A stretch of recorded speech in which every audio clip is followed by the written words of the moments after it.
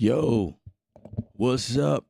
Creative faces, the beat culture. What's good with you guys? I'd like to have a wonderful stream on this day. I felt like doing a video or going live once again. It's been a while since I did a video like this. I did one like this like a couple years back. It was called the Maschine Masterclass. And believe it or not, I'm still getting questions on that till this day. Like, I answered the question yesterday. I kid you not. On a video I did years ago. And the cool thing about the machine is that not much changed. The workflow remains the same, which is kind of cool. You know, there's a format, there's rules to like how, the workflow. I mean, but there has been changes like add-ons and features that makes it a sweeter experience when using the machine. In front of me, I have the Maschine MK3. At that time, I think the MK3, I don't know the Plus. I don't know if the Plus came out at that time. I don't remember, but the Maschine Plus is pretty much the same workflow as the MK3. So there has been this question that's been brewing about like which one should I go with, and I feel like this: if you are a MK3 owner, then you don't really need the Plus unless you really want the portability of using that. You know what I mean? That is the only reason why you would get one. There was no battery in there, so there was a huge uproar about like how is it really portable if we can't put a battery in it or whatever. Some people figured out a solution. Some people bought a battery pack, like a external battery pack to plug in to give it power. You could do it that way. Some people like myself have AC power inside the vehicle, and you could just plug it in the car and you could do what you do like that. But me, I'm okay with traveling with the MK3. It's small. The form factor is still kind of small to where I can fit it in my backpack but without an issue. And I take my laptop with me everywhere I go anyway. So it's like, okay, it didn't really faze me that much. So, but anyway, we're going to go through and we're going to make a beat live on air and answer some questions, some brewing questions I know you guys have. If you're watching this live stream or even the archive, feel free to like the video and subscribe to the channel. I appreciate it. We're growing the channel and, we're back again. So, first of all, shout out to Devin Roberts. Appreciate your presence, sir, as always. Samuel Walker, what's going on? Man, I really want to learn how to arrange music from beginning to end in the Machine Dog. Hopefully we can fulfill that need on this show. Dennis.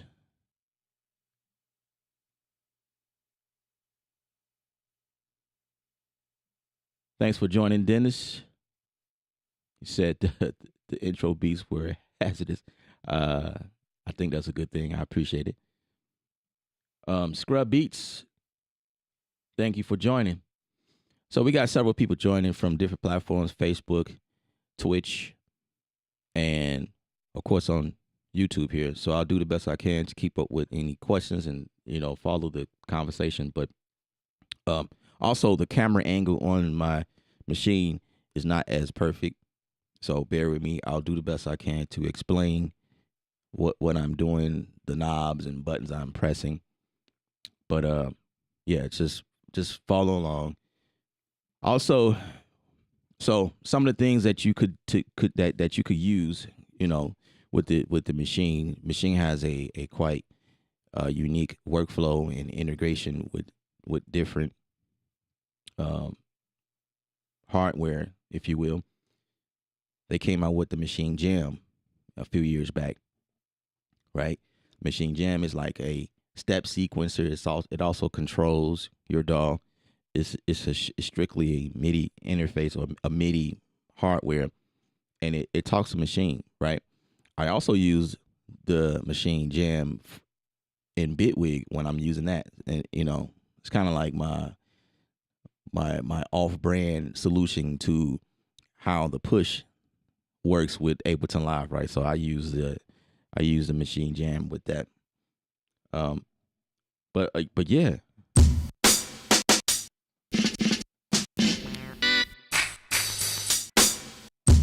So the Maschine Jam have it's kind of unique. It's an older unit. It's the only version of its kind that came out. There hasn't been an update. It's pretty much the same. I still use it. So yes, indeed. There's also the machine control. I'm sorry, not the complete control. The complete control is also something that talks to machine. Also, these units are DAW integration with any DAW that you're using. So like if you're using Logic Pro or Studio One or Cubase or Bitwig, if you will, they all have DAW integration, so you can control your DAW. That way, I use my machine to control Studio One. I set it up that way. I did several videos showing you guys how to do that. I also use Maschine. Maschine can also control Bitwig, of course. And those are the only two I tried to get it to control. And of course, it is control Logic. I've tried that before. The complete control keyboard does the same thing. I also have affiliate links in the description of the video in case you guys are interested in, looking at those even further. Native Instruments right now is doing some sales, I believe, and you might come up on something that you've been looking for, waiting for, whatever. But without further ado, let's go straight to the canvas. And this is my poor angle right now. But yeah, so this is the machine. The MK3 definitely increased the pad size. As you can see, it's not the normal typical MPC pad size, but they were increased. And then you have like the functions. Besides that, you got two big screens, just like the complete control. So, what was I gonna say? Believe it or not, you can still use the Maschine Studio, and even the MK1, like those hardwares are still supported in the latest Maschine update. Now I just update my machine here like not too long ago, so the version that I'm on as of this video is 2.17.2. So if you're looking at this video and we are already in 3.0, please forgive me. I couldn't imagine much changing, if that was to come. But basically, the workflow of the machine is all about patterns and scenes, and also the other one that you can kind of go between. It is called clip, right? So clip is our way. It was the solution that they came up with bridging the gap between patterns, if you will, because you can create a pattern which is built within the scene, right? So it's like block based. But it was definitely a unique situation turning this into a song, right? Building a song in the workflow that goes from start to finish. Anybody that knows how to make music knows that there is always transitions between the scenes, or between the song structure. You got your intro, you got the verse, you got the hook section. Sometimes there's a bridge in the song, and then maybe an outro or a breakdown or whatever. Anytime your music is transitioning to a different feeling of the song, it's a common thing to add transition. So clips is what allows you to do that, and I'll do the best I can to show you that. I know it's kind of hard to see that on screen, I have to do better with like my camera angles and like, but yeah, again, I'll do the best I can to explain every. So basically, the way I like to work is start from groups. So you hit the browse button, and also this thing is a audio interface. In case some of you guys didn't know that, like you can actually plug speakers in from the back, and you can plug in a headphone jack in the back of here, and it also uh, accept a 1/4 inch cable for a mic or a line in source instrument source to for sampling purposes. So, it does have a little bit more capabilities than the Maschine Studio. The Maschine Studio is just strictly a MIDI interface, but could do a little bit more here. So, like I say, a lot of times, if you're stuck, if you're like, you know, you're not really knowing like instruments, sounds, what to pick from, like what sounds great with another sound, you can always start from groups like what I do most of the time. So I just go to different groups. So for instance, I'm in a NEMA Ascent, and there is like construction kits that's already kind of built for you. You can kind of hear a demo of like what it sounds like and the corresponding sounds that kind of go with that kit, but you're not limited to that. You can switch them out at any time. So say for instance, I'll load this, right?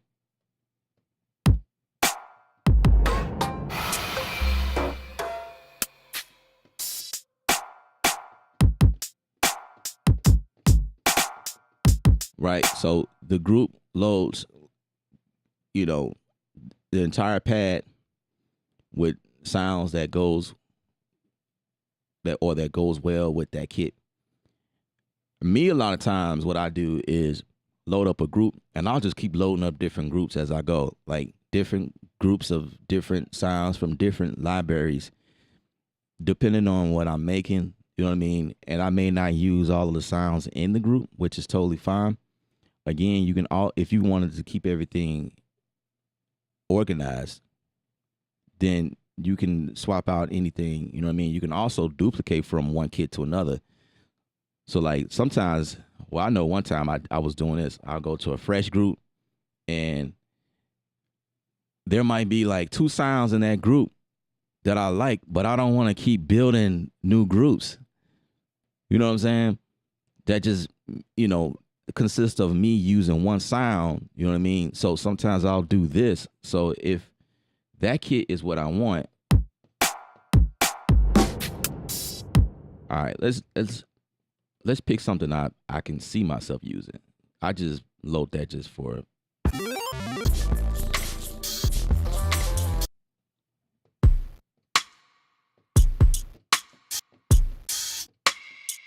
okay, I like that. So say for instance I go to another group, and right, say I load that group, and I go to the other group, and I want to replace that hi-hat, right? Because I don't really see me using it. Maybe I can make it work. But if I want this hi-hat, instead, all I have to do is hit and hold that pad, and, well, I can select it, or a lot of this is me remembering where everything is. That's the other thing.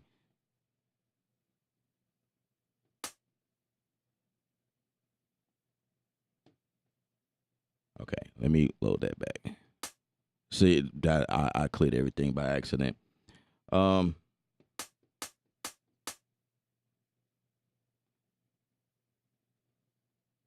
Give me a second, because there was some stuff actually moved around. But if I duplicate that,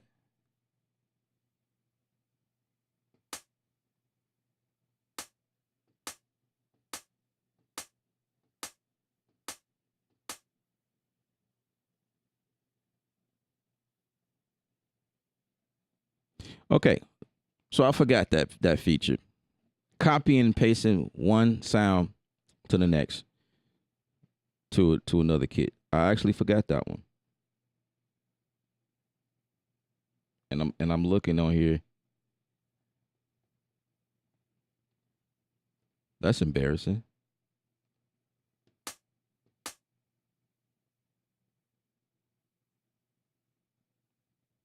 Let me look. Let me look at these options.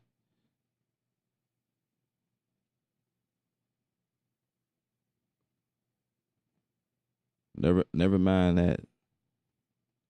All right, never mind that part right there. Let's move on. I could have. Wow. All right. Anyway, but you could do that. I used to do that. Take one sound. It's possible, and I promise you, it's bothering me that I don't remember how to do that, but I'm gonna figure it out. But yeah, you could totally do that. The other thing that you could do is take the MIDI.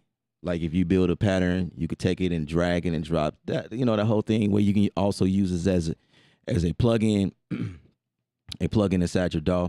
You can also like bounce the pattern, the audio version of it, and drag and drop. I'm not going to show you that right now because we're not in the DAW. We're not using this as a as a plugin.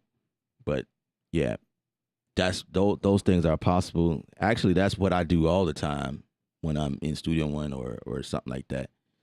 Anyway,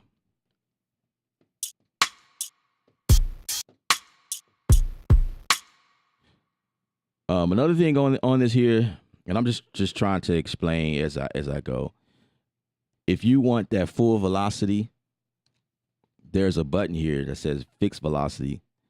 If you click that button, it gives you the full 127 volume, right? But if you unclick it,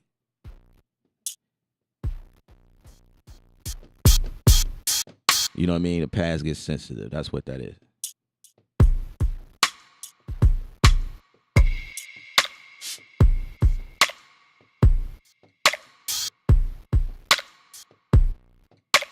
So the other thing is, based on the sounds that we are using right now, I feel like I'm going in that lo-fi or hip hop groove and doing stuff like this. I don't necessarily want the machine to lock or quantize in place. So if you're like me, what you do is your shift click and hit the button right above it, which will say follow grid. If you click it by itself, I don't think it'll work. Let me get out of browse. Yeah, if you click it by itself, it won't work. But you have to hit shift grid, and it takes you to like the back end of the quantization, how it works or whatever. Usually what I do is hit step, and when you hit step, this is how things lock in place. So you can push it to a grid, which these pads fill up with the different beat resolutions. So you got 16s, you got 8s, you got 32s, you got 64s, and you got the triplet version. So if you see a T next to it, that means triplets, right? You got to do a little math to understand how that works. So I'm gonna turn it off because I want it to be like free. You know what I mean? Another one is that like if you hit shift and I think what is it? Shift.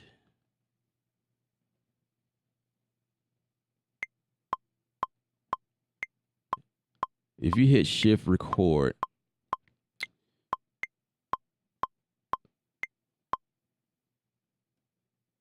you stop that. Actually, you don't have to hit shift record. It's just hold record, actually. So that's how that works. It gives you the pattern length. So like by default, it's gonna be one bar. So if y'all can see on the screen, I can control the length from here. You can also control the length from the actual pattern. If I hit pattern on here, and I can control the length like this as well. You can kind of see that on the screen. Maybe not. I don't know. And so just remember each group has a pattern assigned to it. And then the scenes is the grandfather. Like the scene is the palette. each group has a pattern, so you can actually create as many patterns as you want, but you have to select one pattern for that scene, and I'll try to explain it here. So I have several patterns. I'm gonna just delete those because I was just messing around earlier. All right. So like I say, the machine jam talks to.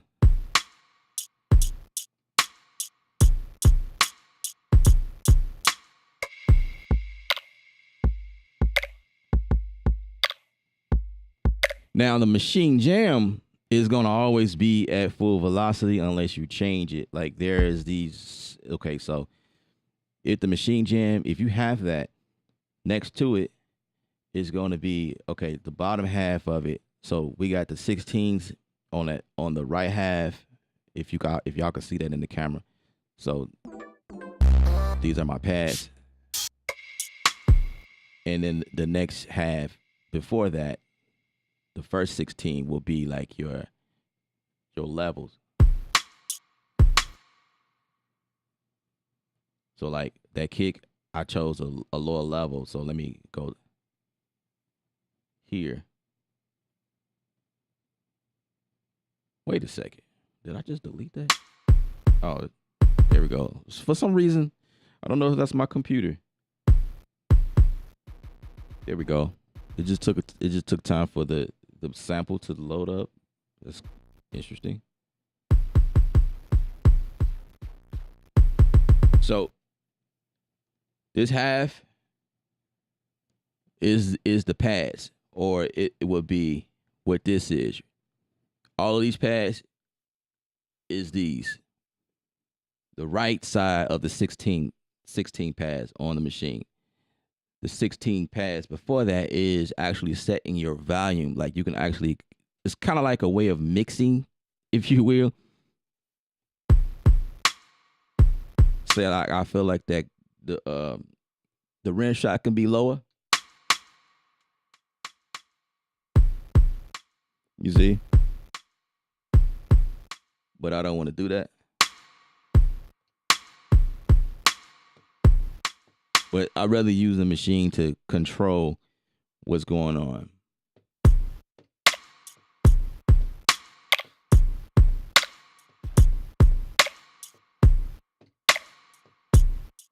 I'm trying to get a groove in my head.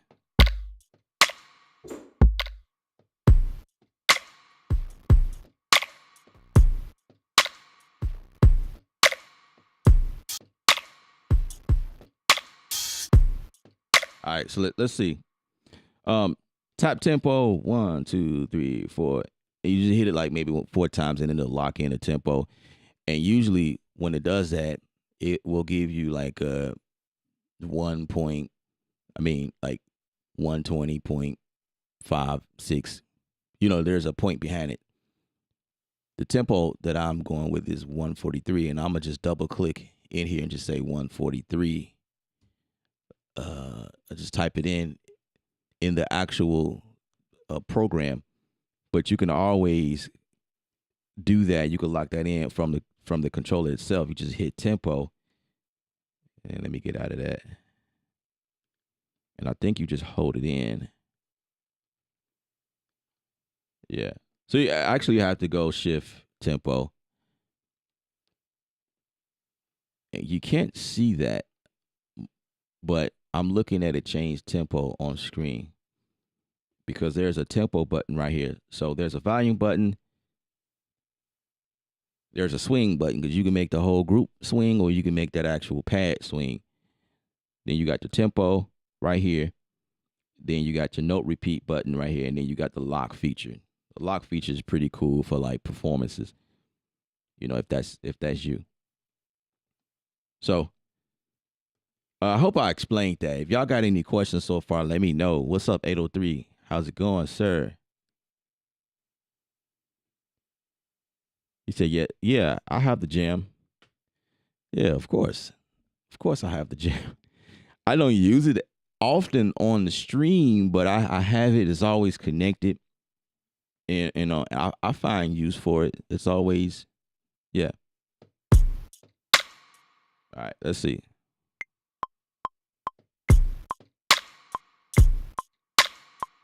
All right. So it's locked at one. The what is it? One bar. I don't want to do that. So we're gonna go and erase that. Yeah, let's erase that. So right now, and I'm it's a lot to say, and I'm just trying to like slow down because I know sometimes I go real fast trying to explain how this works. So I remember there was an update one time. So there was one time where we had to like pre-set the length. So if you want 4 bars, you go in and you set 4 bars, right? Or if you want 8 bars, you set 8 bars. But now there is this thing where it has like a dotted line or locator or whatever. And well, right now it's predefined. That's what it is. Let me see. Let me go here. Yeah, everything's predefined. I don't know why it's doing that. If there's a solid line, that means everything is predefined. If y'all looking on the screen portion, which is the top left, it's a solid line that's predefined, which is fine. I can go in and just change the length to say 4 bars instead. You can also hit the variation button. I think if you hit,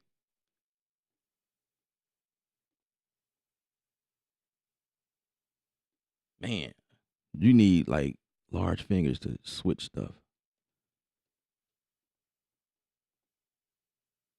Okay.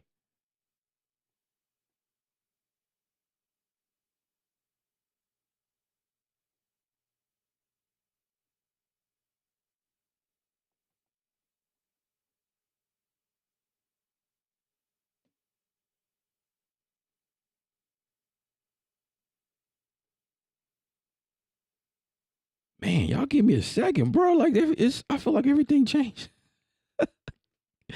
What is going on?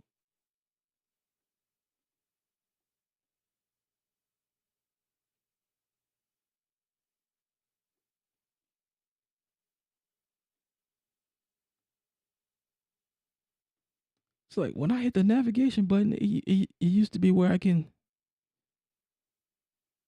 man.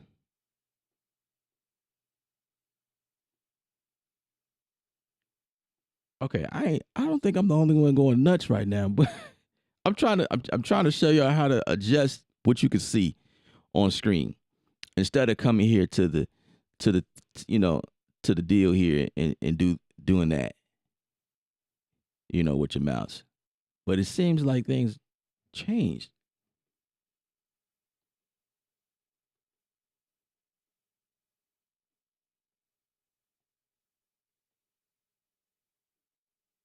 Okay, I figured out how to do that copy and paste. All right, I knew I was going to figure it out. All right, so back to that part where we was talking about swapping sounds. You got to hit duplicate one time, no shift button, and then I'm gonna go for that hi hat right that we were talking about. Go to the group that I want to copy into, and then hit that, and then let go. So let me undo that. That's what it was before, right? And I want to swap it out for this one. So again, hold duplicate, take that sound, go to the group, boom, lay it right there.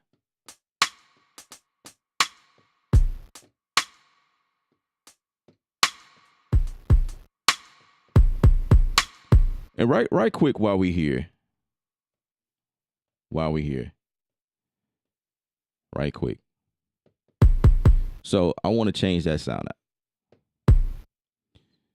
Here's a trick that I've been doing. And when you're a machine user, you kind of know these things. But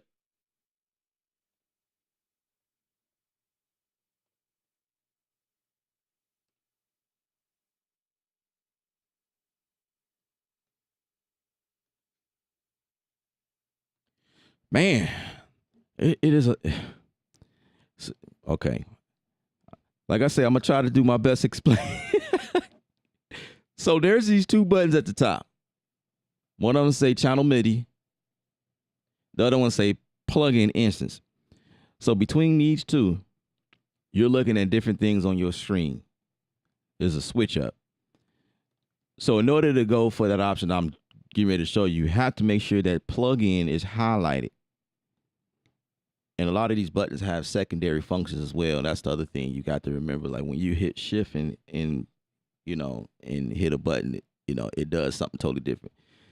But I want to swap that kick out real quick. So for me, instead of going all the way to the browse, and I can switch over to one shots, because you can't do that. You can, there's groups, there's even projects in here that, you know, construction kits or whatever. But I can swap over to my one shots and switch out that kick for any kick in any pack, right?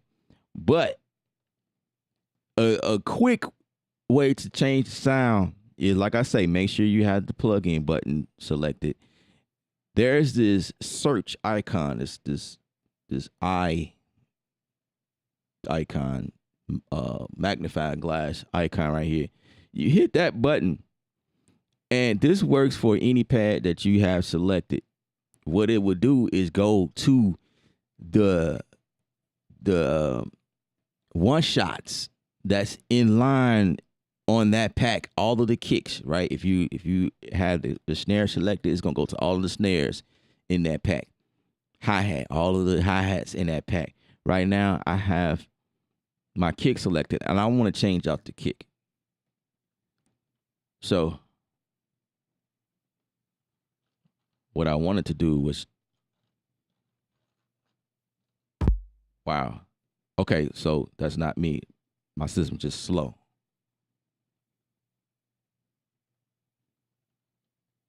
I was trying to pre-hear it as well, but it's not letting me do that. Okay. Another thing. You have to make sure that you're on the right plug, because apparently if you are on the EQ, then it will give you EQ options, because when you preload groups like this, they all of them have EQ or some type of plug-in to make that sound what it is, to shape that sound. So you have to make sure you're on the sampler, and I'm doing this because some of you guys may not know that, but make sure you toggle all the way over to the sampler, which is where all the one shots live. Then then hit the glass deal.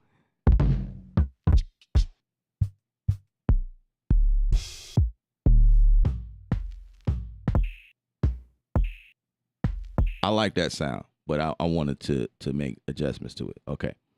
So I'm gonna press in this button here, right? All right. So I'm gonna go and make my adjustments in the ADSR. So on page 2, it's gonna say one shots. I'm gonna change it to, actually I'm gonna change it to AHD, which is attack, hold, decay, and I'm gonna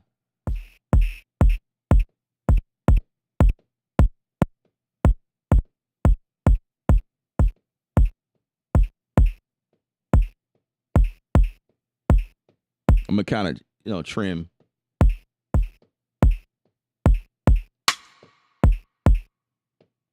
And then I'm gonna toggle over to the EQ.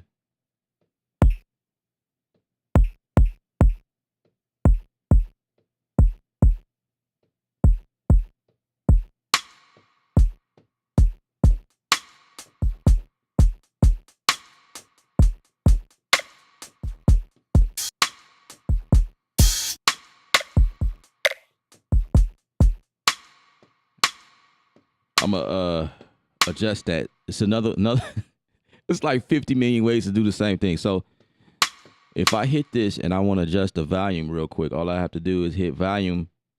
I guess I hold it, I think.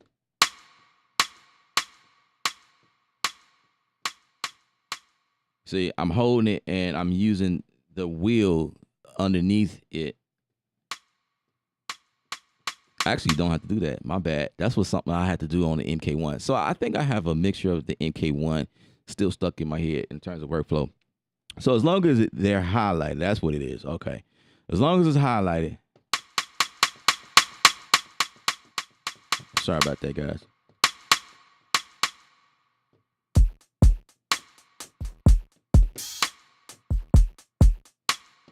Now, this hi-hat is, so right now there is this function called ADSR, right? So again, make sure that you're on the sampler. The ADSR is what allows you to press a pad, hold it, and it cuts off as soon as you let it go. That's cool, but there's another way to do this as well. Like if you just wanted, like for instance, like open hi-hats for me instead of me holding it. And there is a lot of cases where I want to do that. But in this case, because I'm programming it like from hand, I want this open hi-hat to choke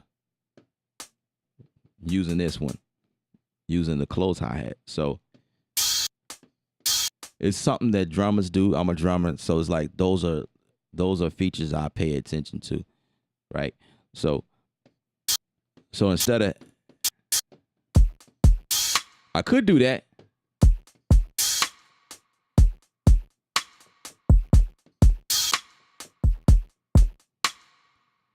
So I guess I have to retire my Maschine Studio. I mean, the Maschine Studio still works. You know what I'm saying? It still works. But I mean, I say the Maschine Studio is probably the closest in terms of like the color two strings that you can see. But yeah, like the functions that's available was definitely switched up. You know. Question, you said, I noticed that I like a sound, but when I load it, it sounds different once loaded. How do I also load the EQ effects and hear when it pre-hear in the browser? So that's a good question. So I think the answer to that is that if you go into the browser and you find a sound that you like and it sounds different once you load it, you got to ask yourself this: did you preload a group of sounds? Because once you preload a group of sounds, that group has, it's a hierarchy deal that's happening. The group has plugins on that group that's affecting the entire group.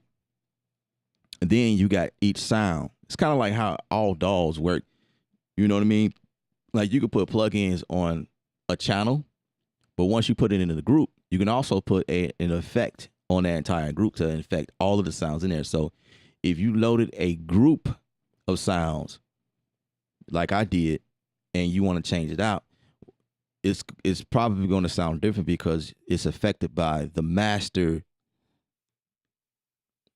effects that's on that group. So one or two things you could do is turn off all of those plugins in the group, but it will affect the other sounds that you became to like and, you know, gotten the inspiration from building that section, and you just want to change out a kick and it don't sound like the pre-hear. Well, see, the pre-hear is giving you the actual sound without any effects. That's the thing. That's a great question though. Trini B, what's up? What's up?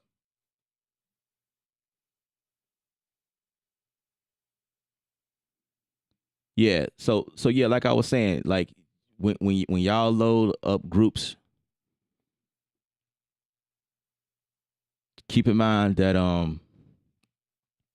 the plugins that are in there already affects the entire group. Right? I'm adjusting my light settings here.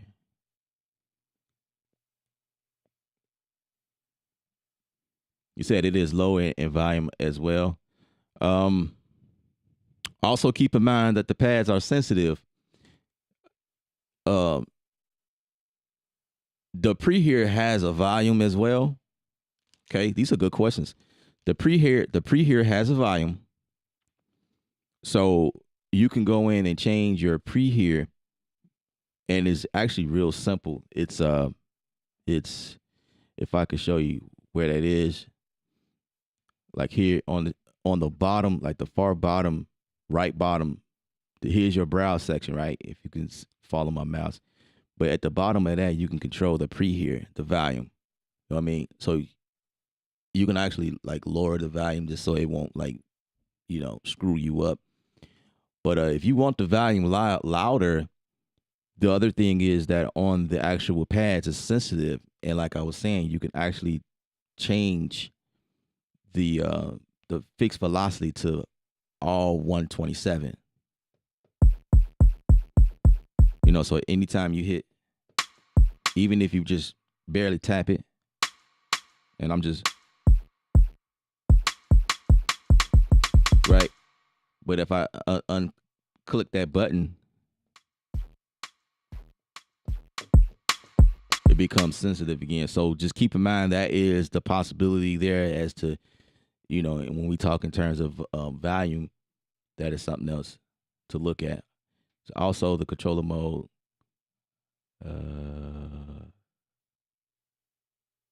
That makes sense. Preheat to be loaded. Say I just load a kick, and the kick may bump loud when I load the kick. It's low without the same feel as preheat. Again, just make sure that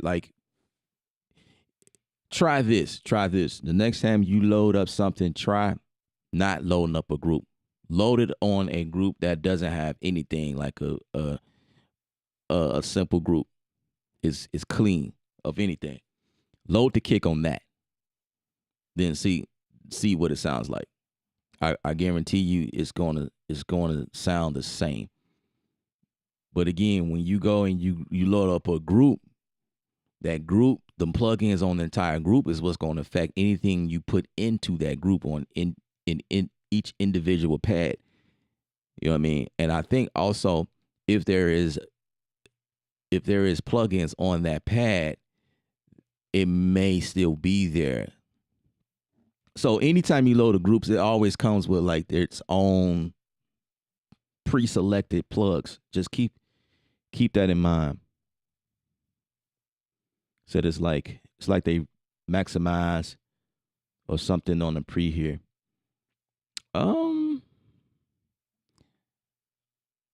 Maybe, I mean, not really. Maybe. But that's just been the workflow of the machine for so long.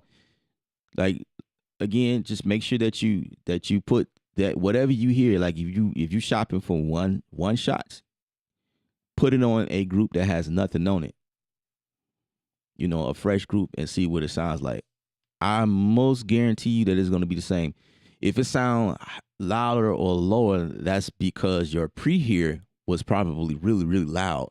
You know what I'm saying? And it sounds low, but I promise you, there's things you could do to improve the sound. You can get the kick to hit much harder, using the presets, in there, whatever. But yeah, turn your preheat down. That's what I do. My preheat is probably like 25% because I don't want my preheat to over like, you know what I'm saying, the project.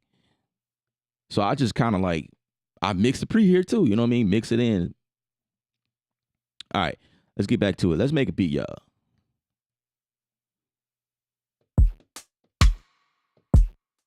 Let me see.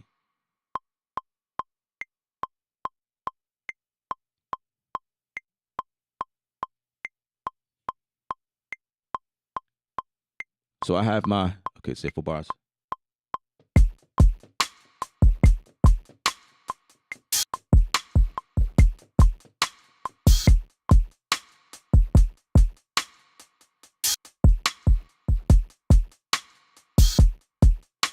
Okay, so like I was trying to do, I'm going to change that, right? So I'm going to go to the pad mode, and when you hit the pad mode, it gives you options: choke and link. When you go for link, you pick a number, right?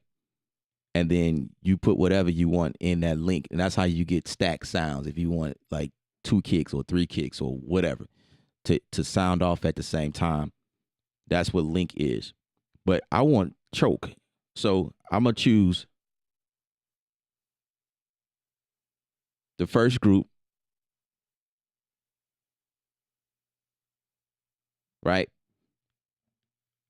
And then I'm going to do the same thing for this one.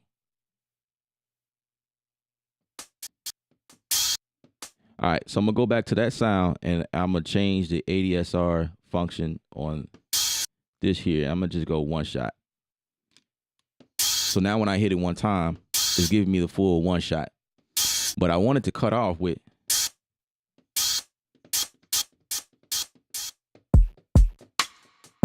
that's what I want to do. Right? So that function is a sampler golden. Like most samplers does that. Like it has a choke, some type of choke function or some type of ADSR function. Like I say, there is situations where I would rather have that. But anyway, I'm going to change the volume because I feel like it's overbearing.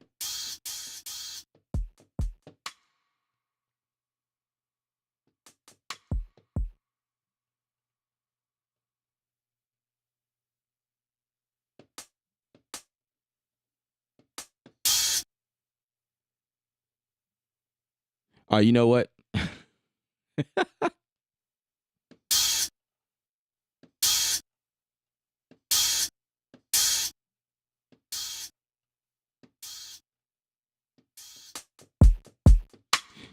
Another thing you got to keep in mind, I just keep finding stuff, man. Another thing you want to keep in mind is if you hit the volume here, right, you have to hold down that pad when you making adjustments because you can easily make an adjustment to the master volume. So, so keep in mind. And it'll tell me right here, like there's a section where it says you're adjusting the master volume or you adjusting just that pad. Yeah, so it's saying you adjusting that pad. So you got to hold down the pad when you making it, and that's when you making adjustments on fly. I use that option all the time, but apparently I haven't did it in a while because the other factors, like I say, I still have that MK1 workflow. But anyway, keep in mind there. But there is also a section where you can mix down each pad. If you hit mixer, it gives you all 4 or all 8. And to get the next 8, you just hit this button right here, and it'll go to the next 8. So it gives you 8 channels at a time, and just go back and forth. Another thing is you can also mix the groups. You know, all groups are not created equal. If you want, you know what I mean. If you don't want to go in and mix individual, and you feel like the whole group can just come down the volume, what you do is you hit up this jog wheel right here, and you can't really see it because it's like it blends in with the black surface. But when you hit the jog wheel up and down, now we're in group settings. Now you can mix in groups. That's another thing. So keep that in mind. So sometimes I'll do that. And also if you mistakenly do that and you're wondering like, how do I get back? Well, that's because you're either in group or you in channels. You know what I mean? So that's another thing to keep in mind. You can also get to those settings through this button here in the top of the software here.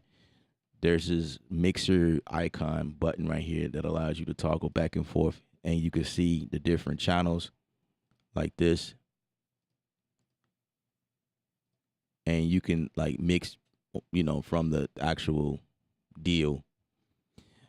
I do remember there was a time where I was mixing everything from each channel individually. Like I had to go to each of these channels, bruh, clicking on them, and there was a knob right here, and you just make your adjustments right there. So yeah, us machine people, we come a long ways. That's how I used to mix, from right here. But luckily they gave us that option. You know what I mean? You go to each group and make your adjustments. You can also pan back and forth. Speaking of panning, the way you do that is if we're talking about the controller, you click in the button. See that? Like I say, it's kind of hard to see that, but you click in and you can make you can go left, right, or you can go from the actual knob that's right below it. So you can do it that way, or you can do it from here. See, it's a few ways.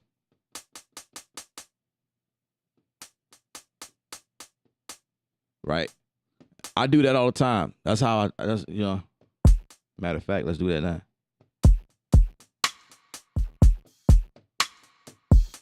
I'm gonna click in to adjust my volume.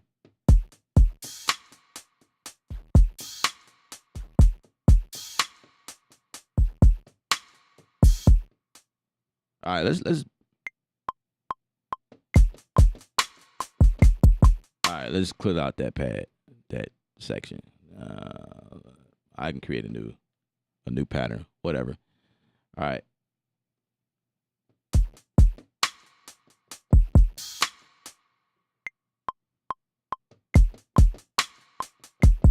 I keep forgetting that I have this the dang on thing.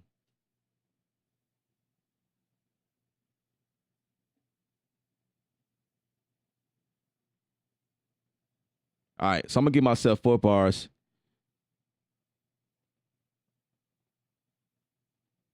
You can also hit events. This thing goes deep. You can hit events and then you can like select everything. You say clear all. That's one way of doing it. Another way to, if you're the type of guy, I'm gonna undo that. If you're the type of guy that's in the workflow, you can also do this.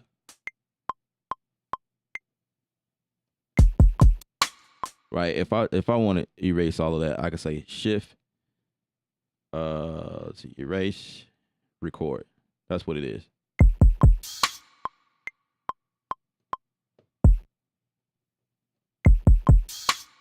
Let's get that kick out of that. Right? If you're the type of person that just want to keep things going instead of doing it this way, you can also do it like this. I'm gonna get that out of there. But yeah, for the sake of it, I'm gonna just clear it all, whatever.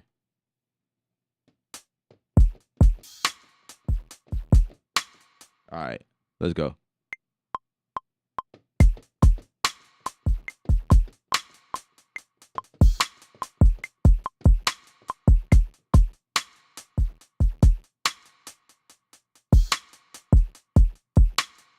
All right, so that's a little sloppy. I'm gonna go back to my grid and turn on 16, but I'm only doing this to quantize 50% of it. So instead of hitting the quantize button right here, the shift quantize, which is pad number 5, but next to that, pad number 6 is 50%. So I'm gonna say 50% quantize that.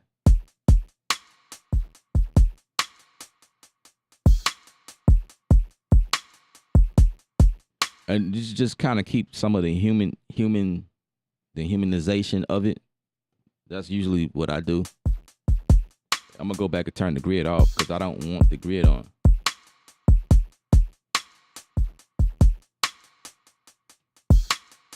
Also, with the events button highlighted or engaged, like I say, you can do whatever you want. I want to adjust the volume to one of them, and I'm gonna just hit this toggle. So you select the pad.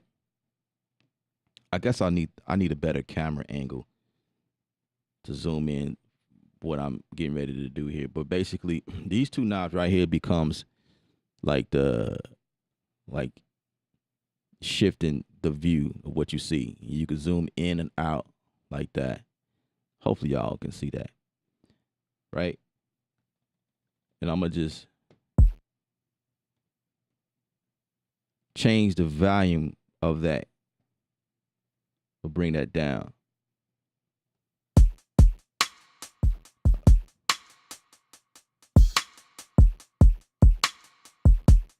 Change it a little bit more.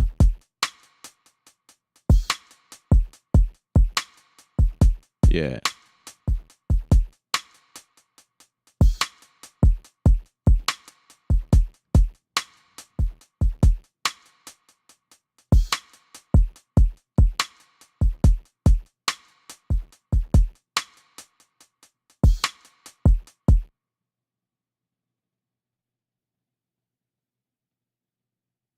So what I'm doing, I'm getting ready to adjust or nudge over that note because it was the hi-hat was kind of too delayed for me.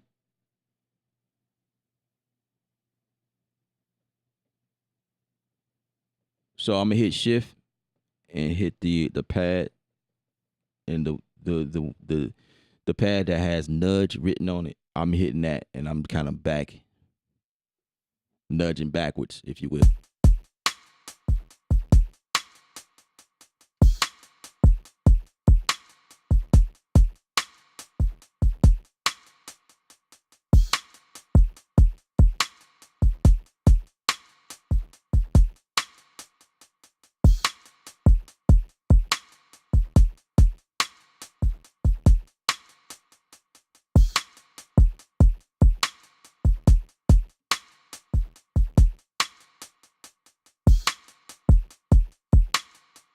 And what I was doing is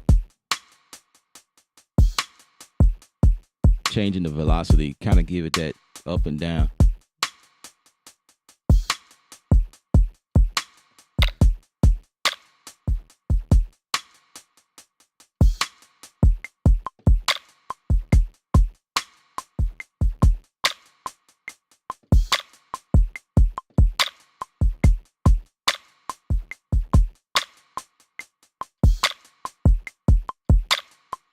Okay, so the other thing is that because I don't have the quantize on, if I lay a note on top of it, it will double up and it will sound louder. You know, that's kind of a common thing. So I will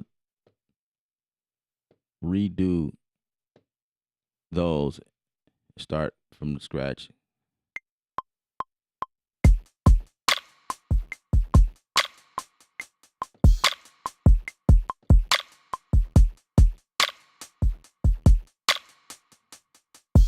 Bring that down. I'm gonna pan it to the left.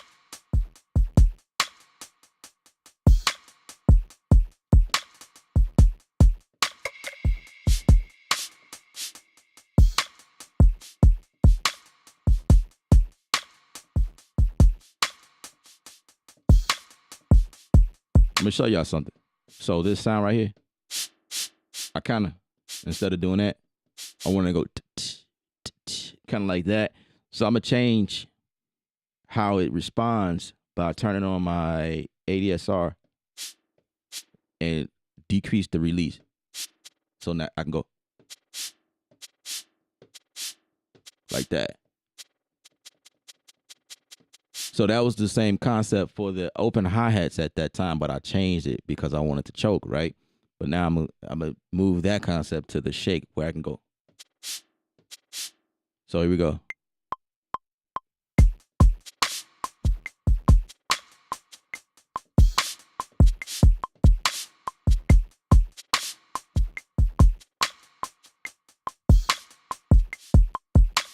Right?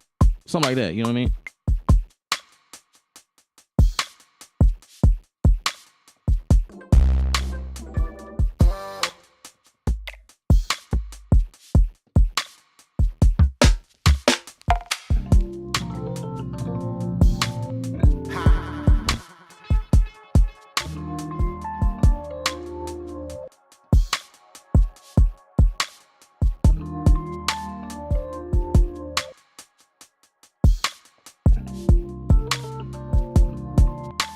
All right, so these are one shots, right?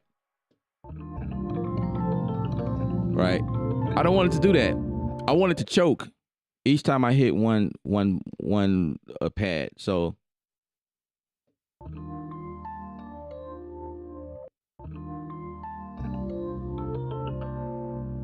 actually, I'm gonna select them all. I think that's how this works. Select. Maybe not.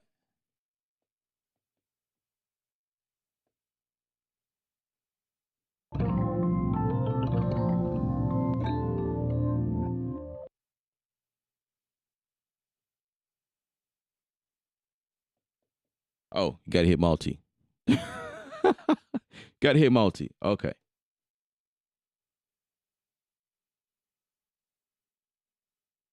I'm gonna have him choke. Right. So now, go back. Make sure you take off the multi deal.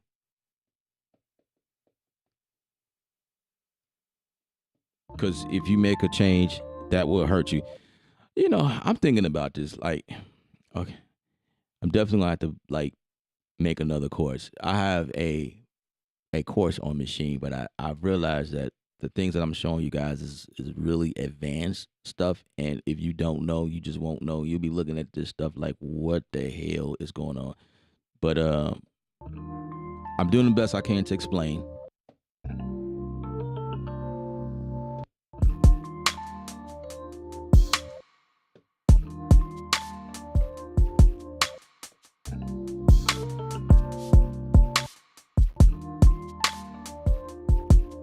Okay, so dealing with samples. So there is two different samplers in here, and it's like these things are now coming to my head now. There is a regular sampler that been in here from day one, the basic sampler, but then they got another one called simpler. I think that's what it's called. Is it simpler, or am I thinking about Ableton? Hang on.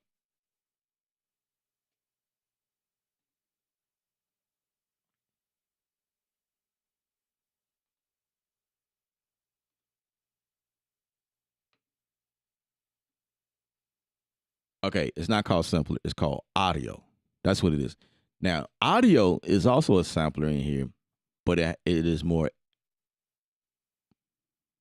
It is more advanced. Not really advanced. It's more smart in terms of like following the the rhythm of the track that you're doing. So right now, everything is like one shot. So whatever volume is at, is just gonna play at that tempo, right? It's not really gelling well with what we got going on. So I could do one or two things. I can pitch this down because when you pitch samples up or down, it slows up or it speeds up. But there's cases where I don't want to do that. You know what I mean? I'm locking in these sounds, and I, say I build another sound around blah blah, and I find these, and I'm like, I don't want to change the key because that's what's gonna get you in trouble. So what you could do is just go to sampler, and you can edit and truncate and stretch. So we're gonna just stretch it.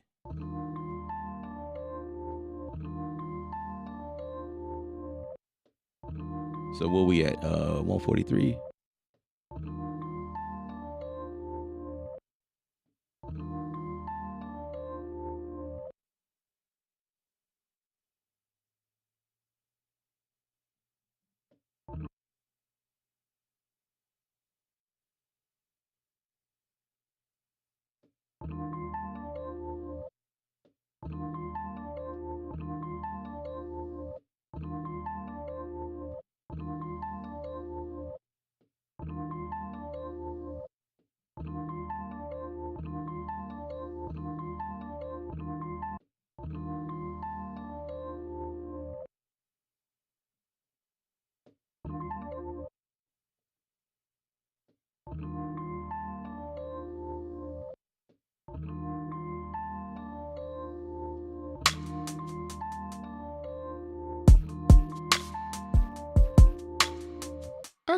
I can do that.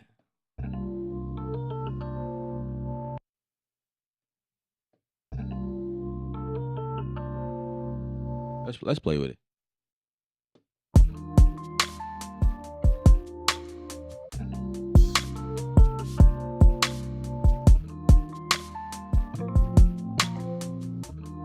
Okay. All right. I like that. 2, 3, 4. Okay. Okay. Let's undo that. I forgot I had to change the pattern. Let's get it to 4 bars. Also, the thing that you want to keep in mind is so many things you have to remember. But once you get the hang of it, it becomes second nature, and it becomes really fun to do work on the machine. I love it. I've been using it for years. I'm cool with it.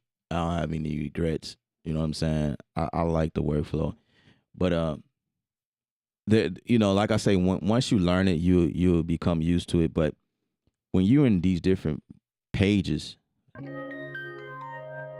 you can lock the page to where you click a button, it stays in that page, or you can turn off the lock. Most of the time in each page, there is this button, the soft button above the left screen. It allows you to lock in. In this case, I guess it won't let me do it. Or maybe it's because my computer's slow. Okay. So these don't work at the top, but these right here will work. So patterns, I can unlock it. So now when I hit pattern, hold it, let go, hold it, let go. It changes back to where you were before, right? And I think I did that to some of them. Events, I didn't want it to lock in. This page, I didn't want it to lock in. That, I didn't want it. That, I didn't want it. This one. And I think patterns and maybe scenes. But I'm cool. I kind of know who I am. So you do the opposite. You want to lock it in. That way you press it, it stays. Press it again, it stays. And I'm bringing that up because if you don't know that, you can accidentally start pressing on pads like you finna build a beat, but you in patterns. So then essentially what you did was you created different patterns and not a beat.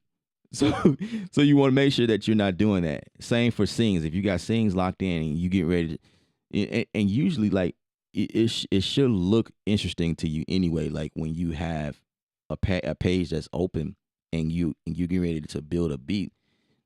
Right now I only have one scene, but I know my pads were filled up. So don't make the mistake and hit a pad because you will create a scene or you will create a pattern. You know what I mean? But yeah, when you start filling this stuff up, it's kind of hard to tell that these patterns are patterns and not the sounds. You see what I'm saying? I have done that several times. So that's when you get into like, okay, do I want to lock the page or do I want to take it off? And it's real easy to do that. I mean, but in this instance, okay, great. So yeah, all right, let's go.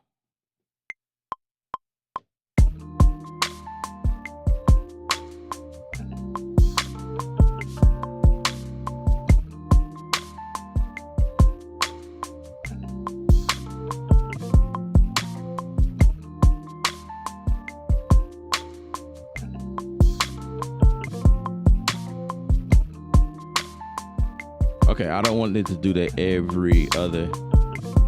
So I'm gonna keep the beat going. I'm gonna duplicate the pattern because you can do that from here. So now it's 8 bars. And actually I'm gonna make that adjustment from the screen, just make it faster.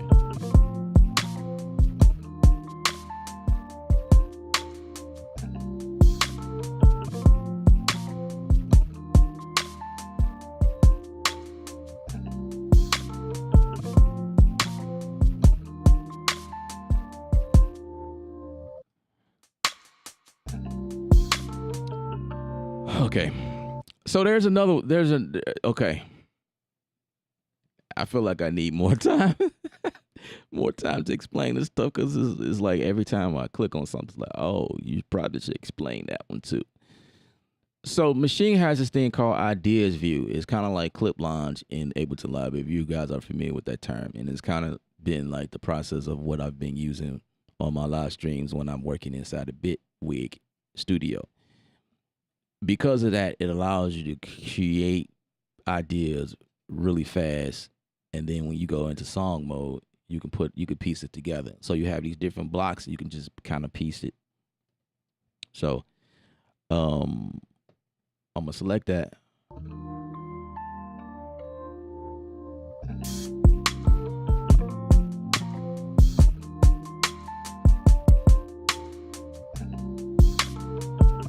You know what? I'm gonna delete the first pattern because that's not what I want. The first pattern is horrible. All right, so let's see.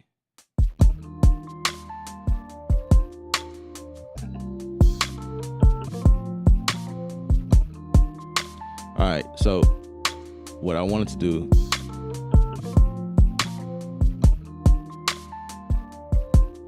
I didn't want those.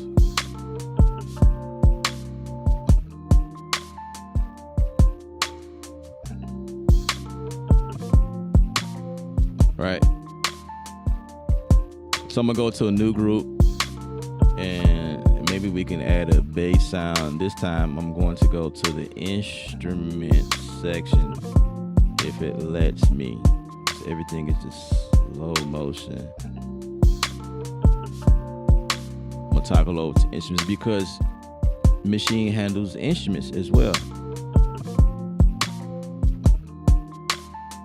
And it also allows you to go to effects. But y'all knew that.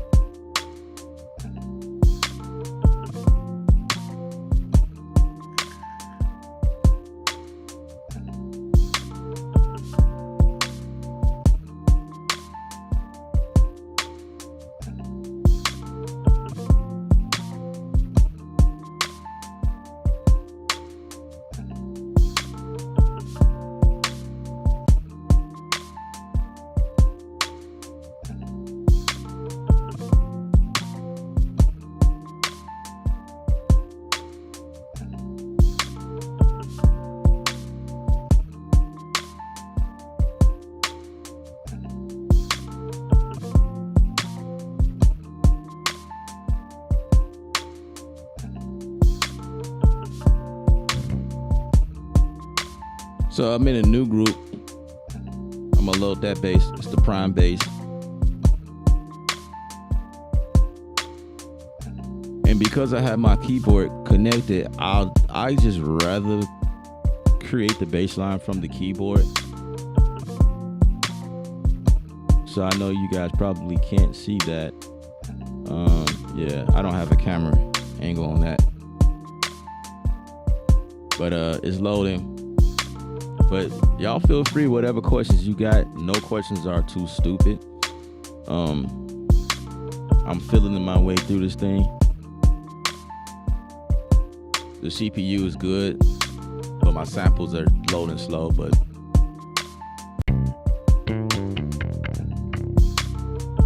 so like I say, from the keyboard, I can also make changes and pick sounds. You know what I'm saying? I could do these things from the keyboard itself. So let's see, what do I want to do? I want to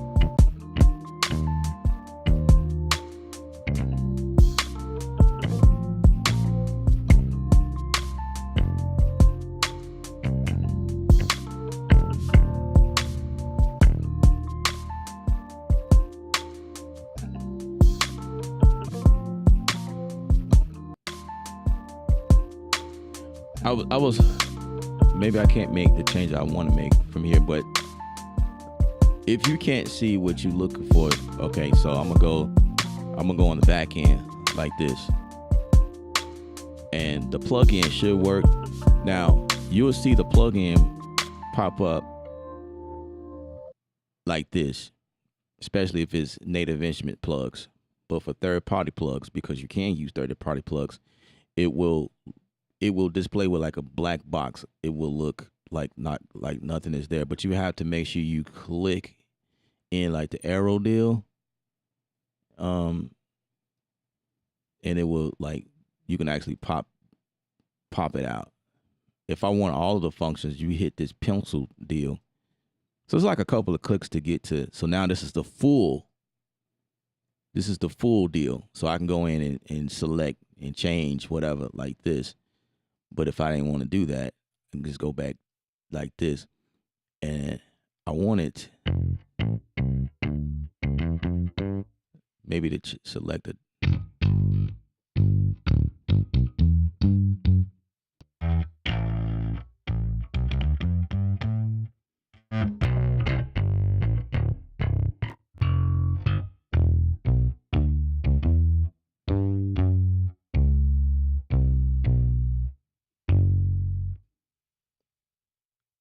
Kind of have one that I liked it more.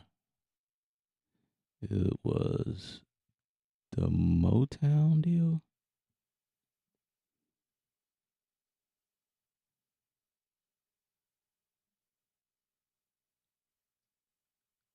There's Funky City right there. Where was it?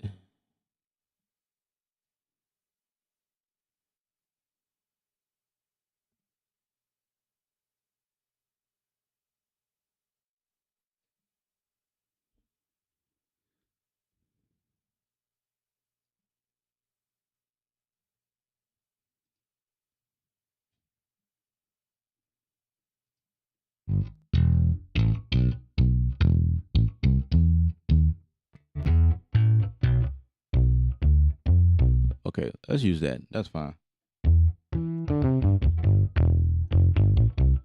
So with this workflow, it's cool.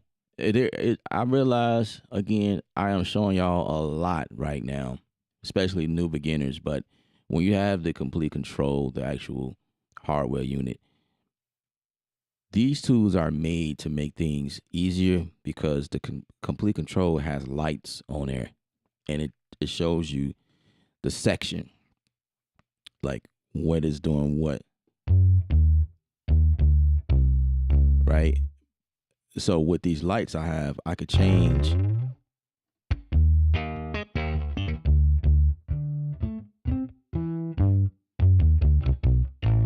I can change the articulation, which is what these are.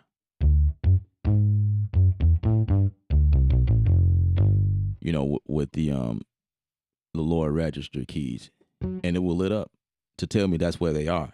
That's the cool thing about this workflow.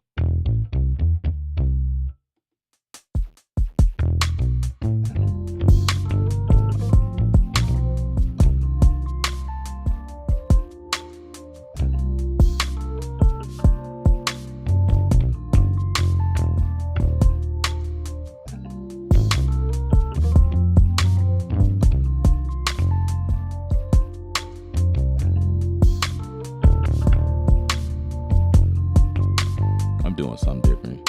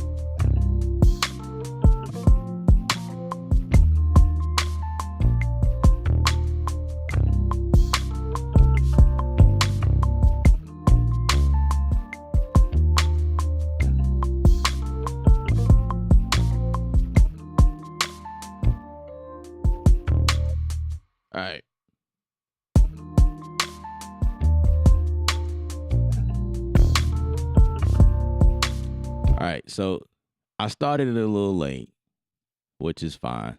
It's like whatever. That's cool. But Maschine will allow you to make that change. Like I can just move the start time to where it is. This work just like Ableton or Bitwig. So now, let me see.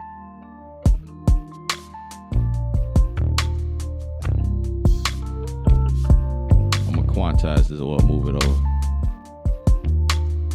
Now, if I want to make changes, I just hit the piano roll deal here. It sucks right now that we don't have pre here. So if you click something, you can't hear what it's doing. That's the thing that they haven't made change to yet.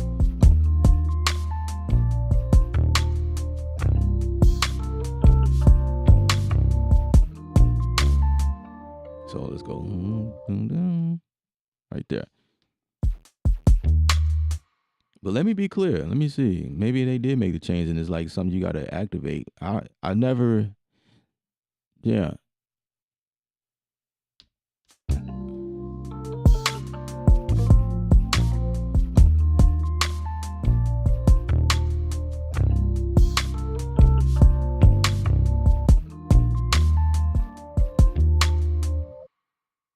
I can increase that like that.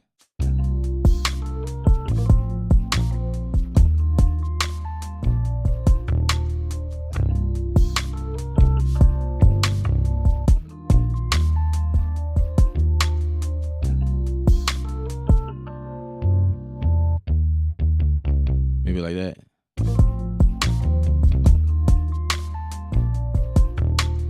I'm hitting record from the keyboard.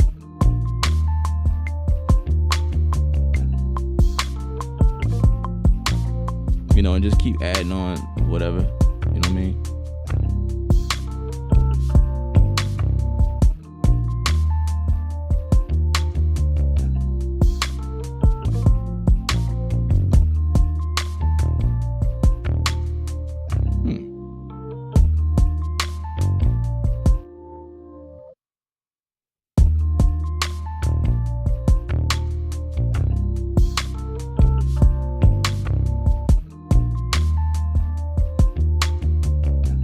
I feel like it's too loud, so I'm gonna bring it down some.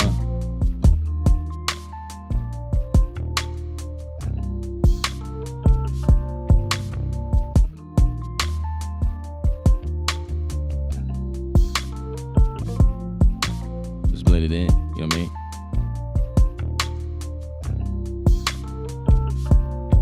All right, so that's the first scene or the first idea.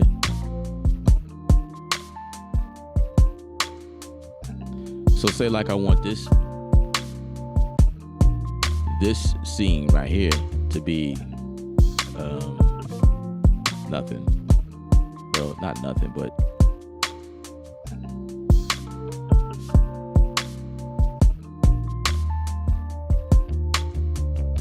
you can also relabel this stuff, which helps.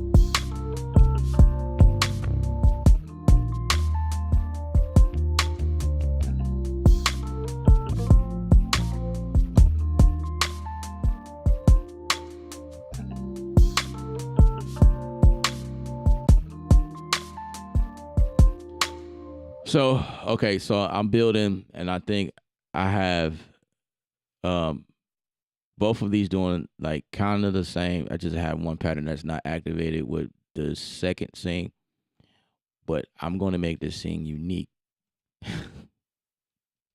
So,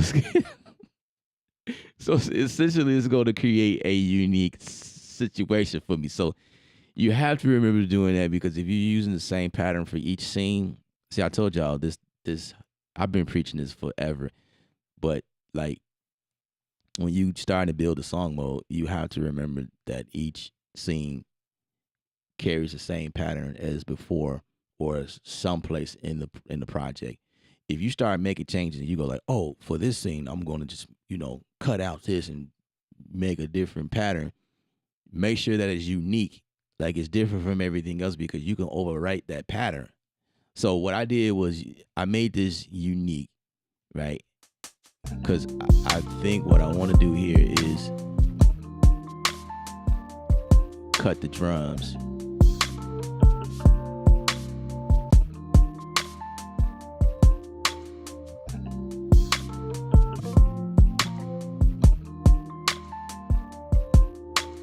So let's go with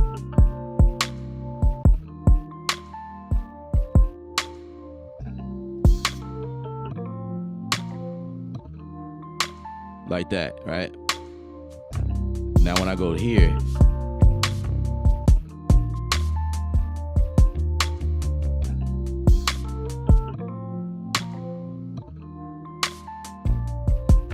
right? So I can right click here and say duplicate, and this is kind of like a easy way to like build a song, like build them in blocks like this. Now I'm going to add something. I'm gonna make this unique already, so when I add new things to it, it will like reflect.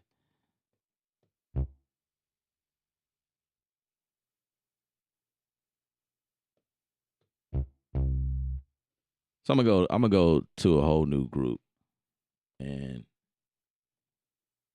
pick something, or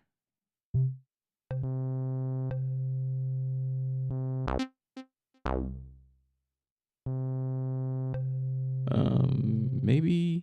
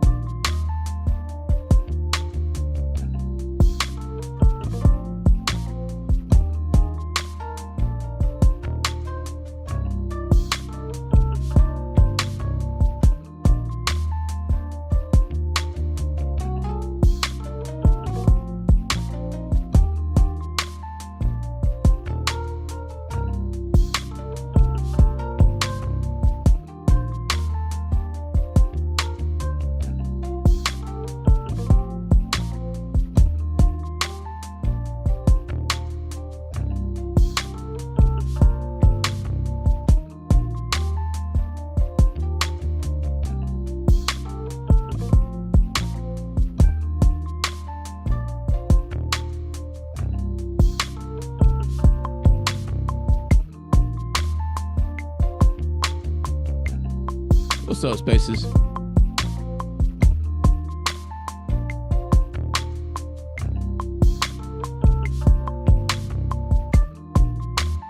Okay.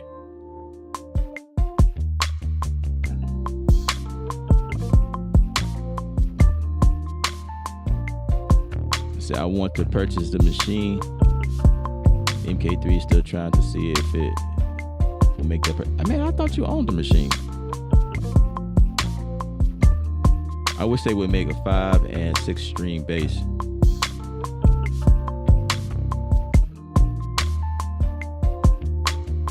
All right, so I got this in a new group, right? I'm gonna try something, see if it because what you could do is like do perform effects on these things as well.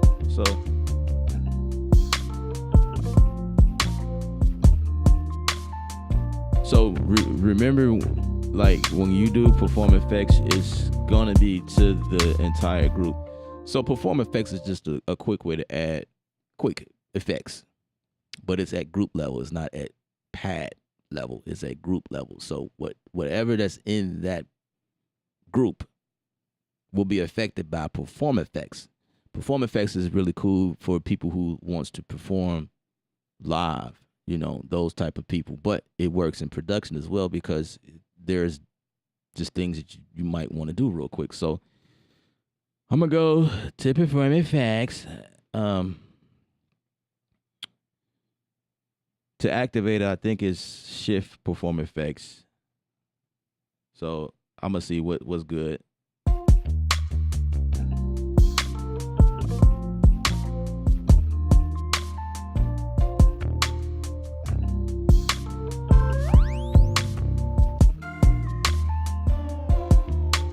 And then you just use this touch trick right here.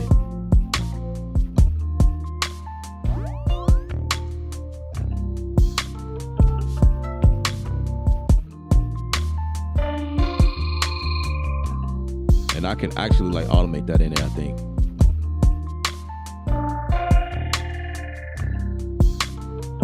Let's do that.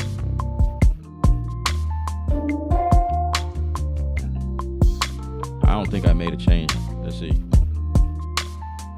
Yeah, I did. So I had to hit auto. It does the.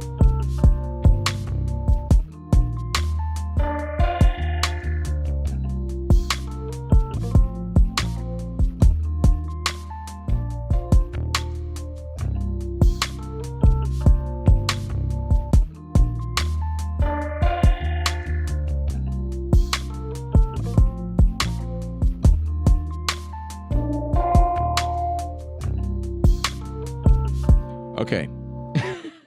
Let me explain that one. So there's this button on here called auto. It sits right here in this section.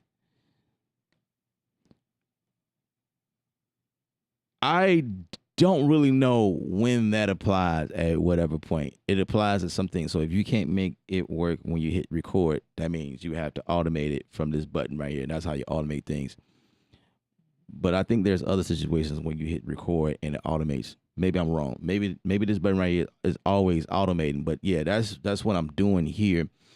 And on the computer, if we're looking, there's these different automation lanes right at the bottom left portion that's lined up with the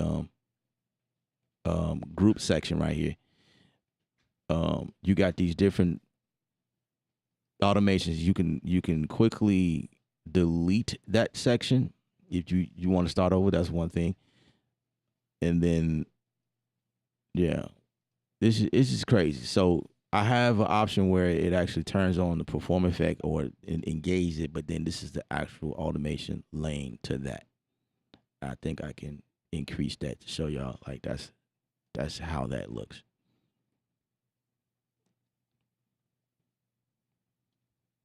Right, so that's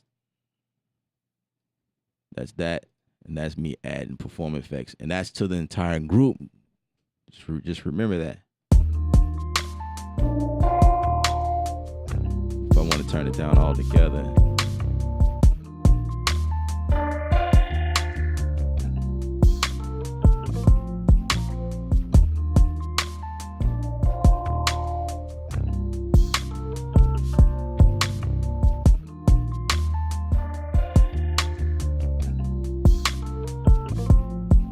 Right, that's that. Let me save this.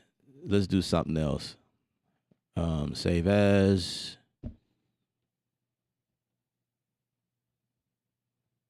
I'm bored of the groove. And y'all keep the questions coming though.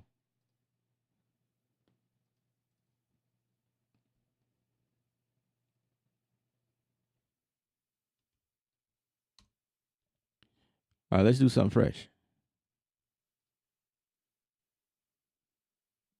Start over. How about it? You have the micro. Oh yeah, that's right. That's right. But I want the MK3 because of the knobs. Absolutely. Absolutely. Um, Let me see.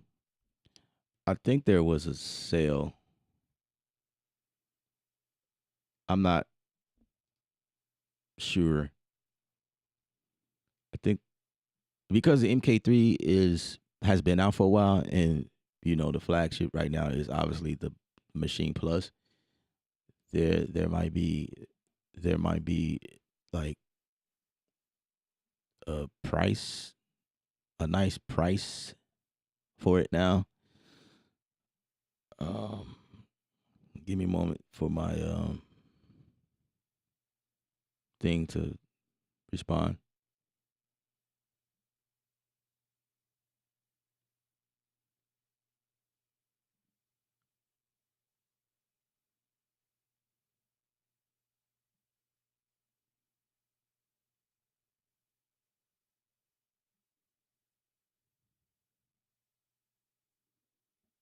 Okay, it's pulling up. I think.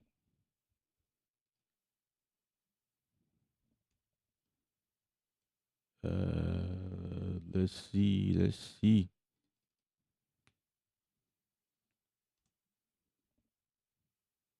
I mean, of course, the MK3 is probably in all sorts of places right now because of it being out for quite a bit.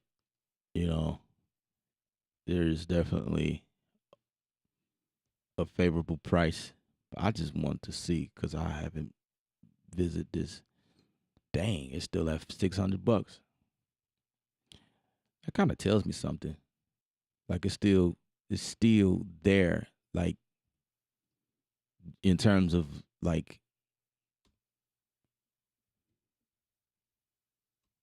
I don't know. So as it stands right now, it's $600 if you get through Native Instruments. And I think Sweetwater is slightly cheaper, just ever so slightly. Yeah, Native Instruments has it for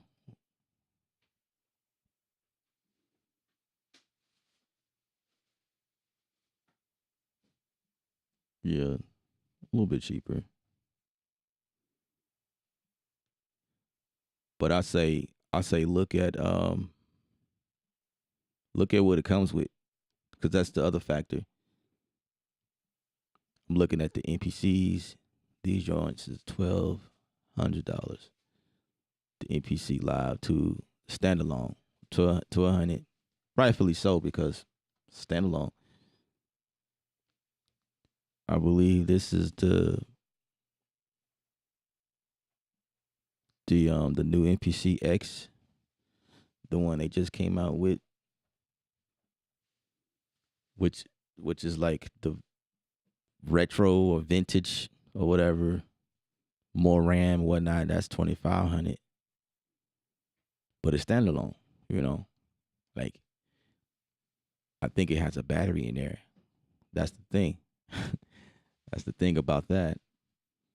And then let me see.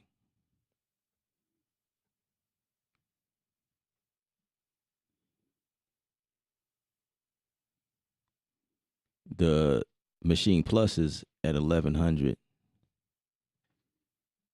Yeah, the Machine Plus is at $1,100.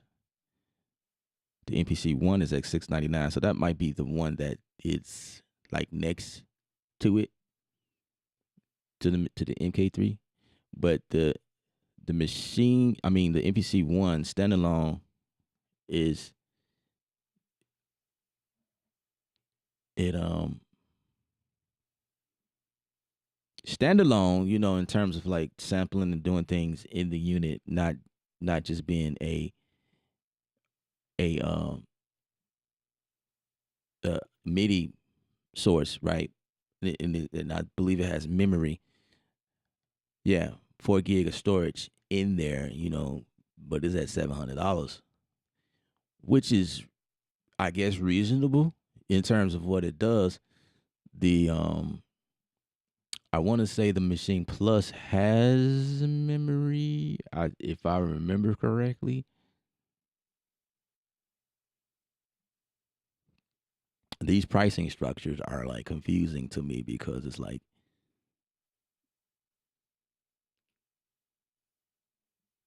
MPC does offer more of a more of a solution to the problem versus Machine. You know what I mean? Like Machine is anyway. I just stick with the MK3 and connect it to my computer. I'm fine with that. I'm cool. I don't really have any like yeah. Me personally, I don't care about all that. So yeah, the MK3 from the day that it dropped till today, 2023, all these different devices that came out, I'm still rocking with the MK3 until something else come out, I guess. Like I say, the Plus and the MK3 is the same. It's just the Plus is designed to be able to use without a computer, but you still need a power source to plug it in.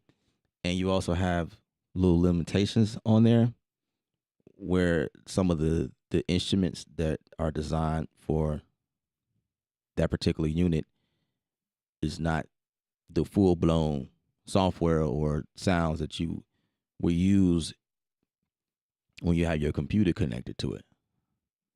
So it's kind of like it's just something to get your ideas going when you don't have access to the full setup. That's kind of my take on that. But both units talk to the same software. So it's like it's whatever. All right, so we're going to create something new. Question, what's the best way to get your samples in the correct key of the song? That's a good question.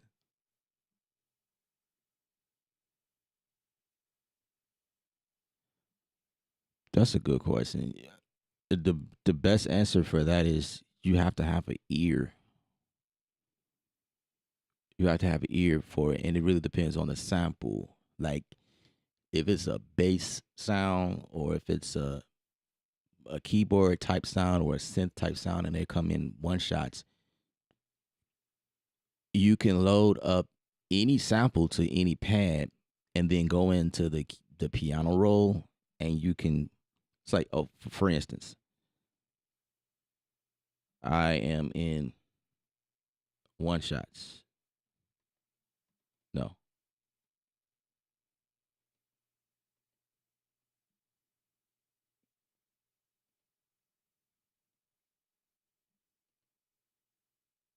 Okay, it's taking forever. Okay.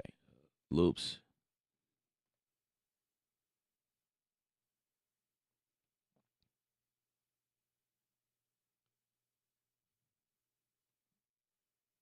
Okay. One shots. And I'm gonna go for something.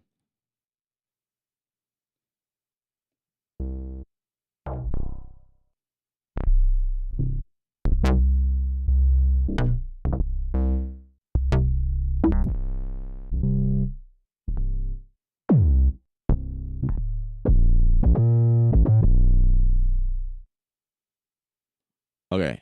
Hopefully y'all can hit. I'm right. That's a one shot, right? But if you got the keyboard, you can. But the lower you go, the longer the sample is, because what you're doing is stretching it. The higher you go, it cuts off. So that's the downfall of this. But when you got things like um, warping, if you will, it things are a little bit different. Like it there's algorithms in there that allow the whatever that sample is. For instance, like if it was a loop, you can speed it up and slow it down. No, not speed up, but change the. Okay, so you could change the pitch and it'll stay the same tempo, right? That's one way to doing it, or the opposite. It's weird. It's just it really depends on what you're doing. But in a situation like this, for a bass, I usually change the polyphony to one. That is the thing with that. Like if you're dealing with samples like that instead of like a kick generator, if you will, or a kick synthesizer, where those are actually programmed to respond like a real instrument, so to speak.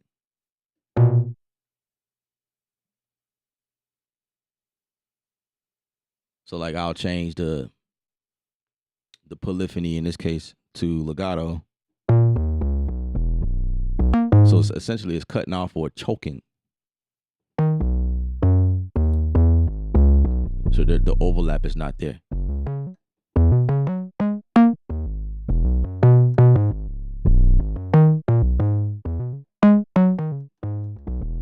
So good, because before it was overlapping, and that's like,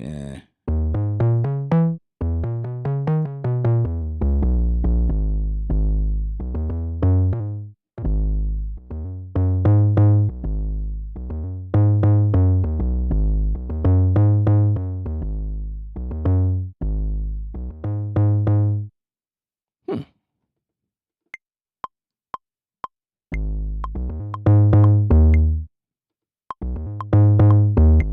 I kind of like that. Let's start with that.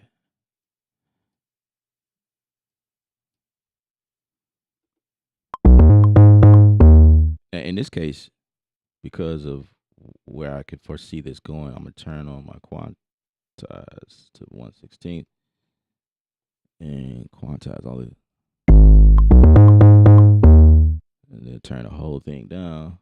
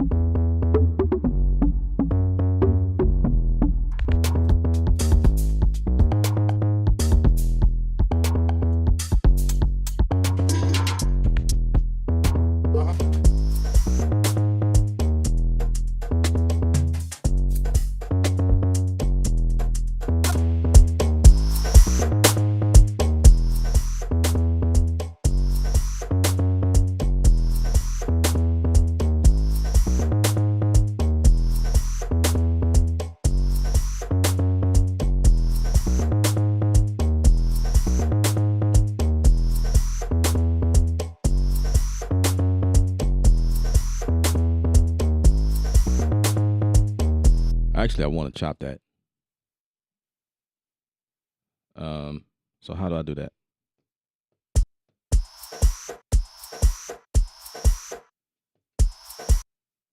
First of all, you got to switch it back to. You got to switch it back to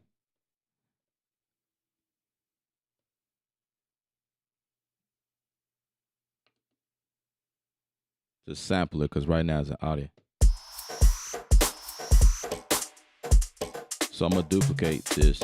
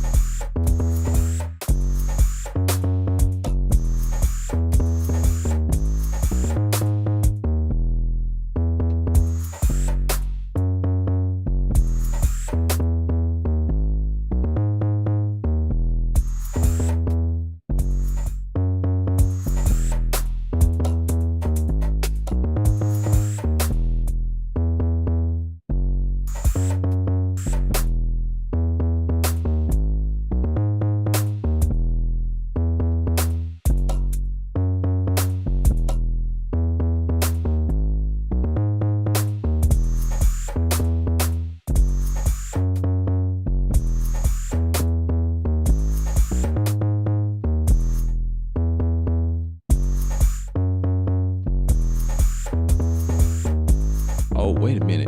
Auto loop is new. That's never been hit before.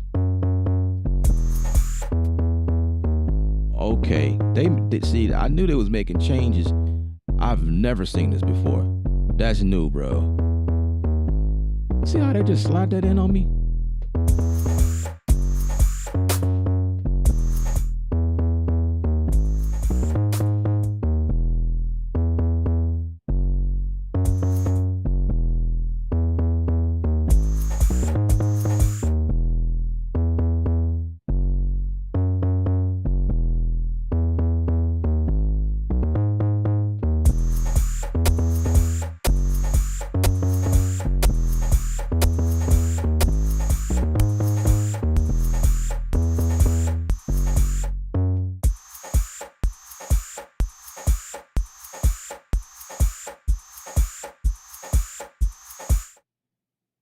That's kind of cool. I like that. Let's apply that. And what else did they do?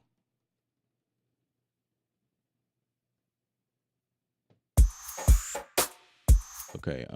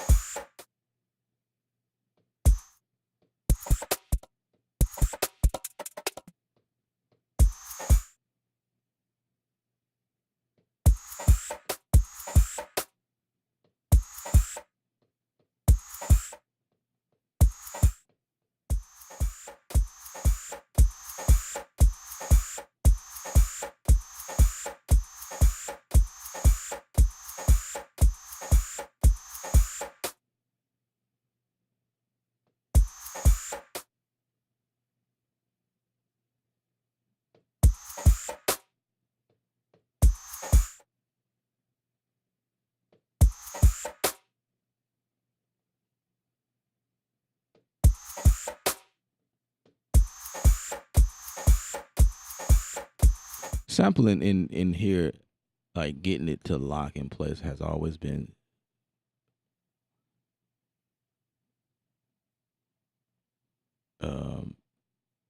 interesting, but there are ways around it. Like you can actually slice this.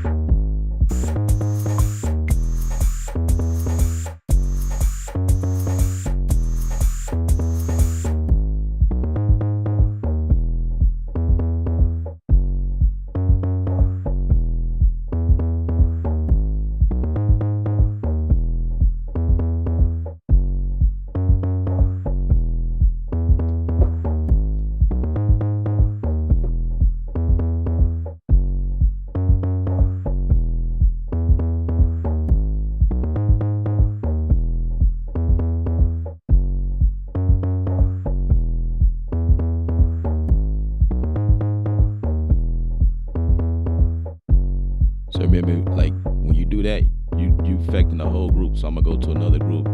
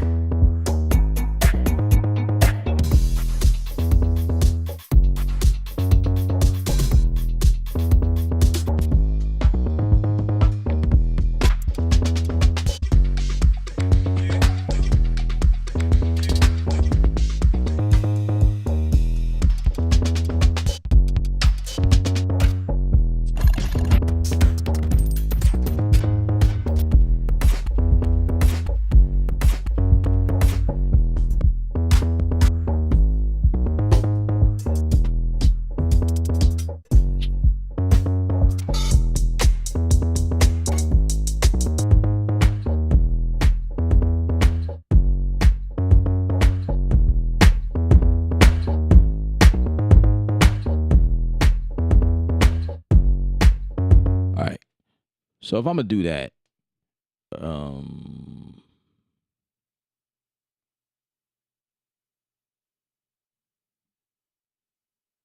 I'm gonna change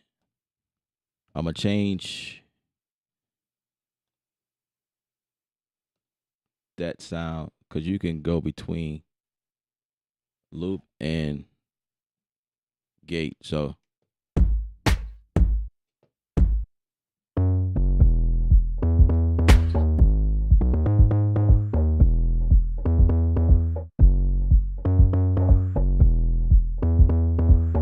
I'll do like that.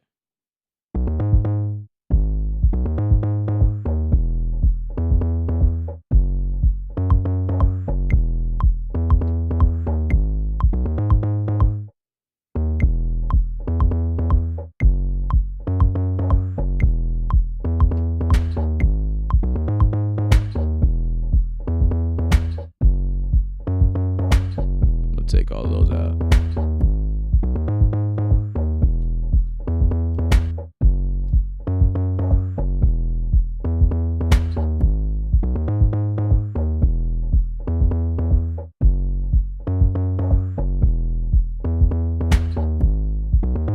Make that unique.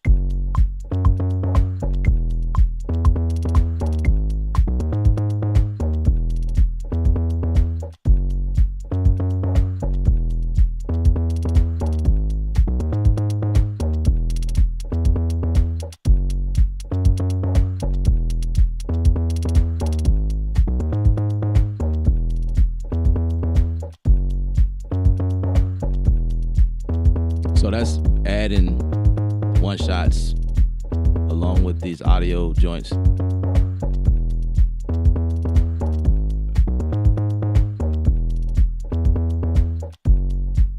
Let's quantize it though. It's bothering me. Do the same thing here.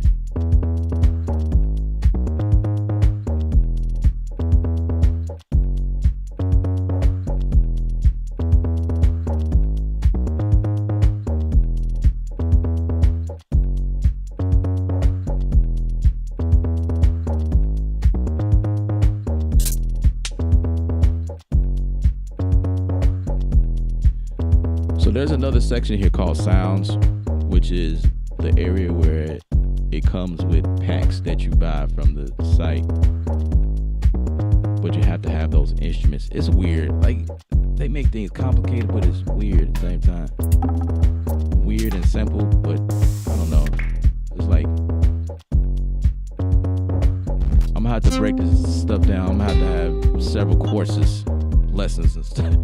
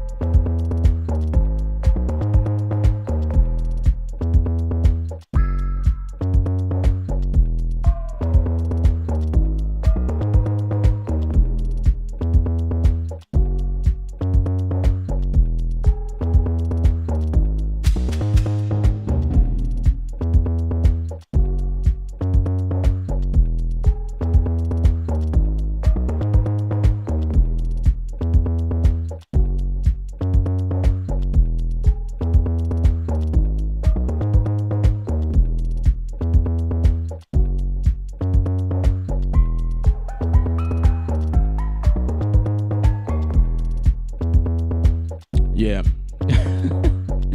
Man, where do I start? Like, everything I've done so far, it would take me a long time to explain what I just did. 2 nickels in the building.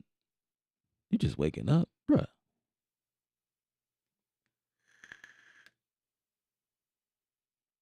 You just waking up. All right. So let me do a little bit more, and then I'm gonna have to end the stream because I gotta get to some other things. But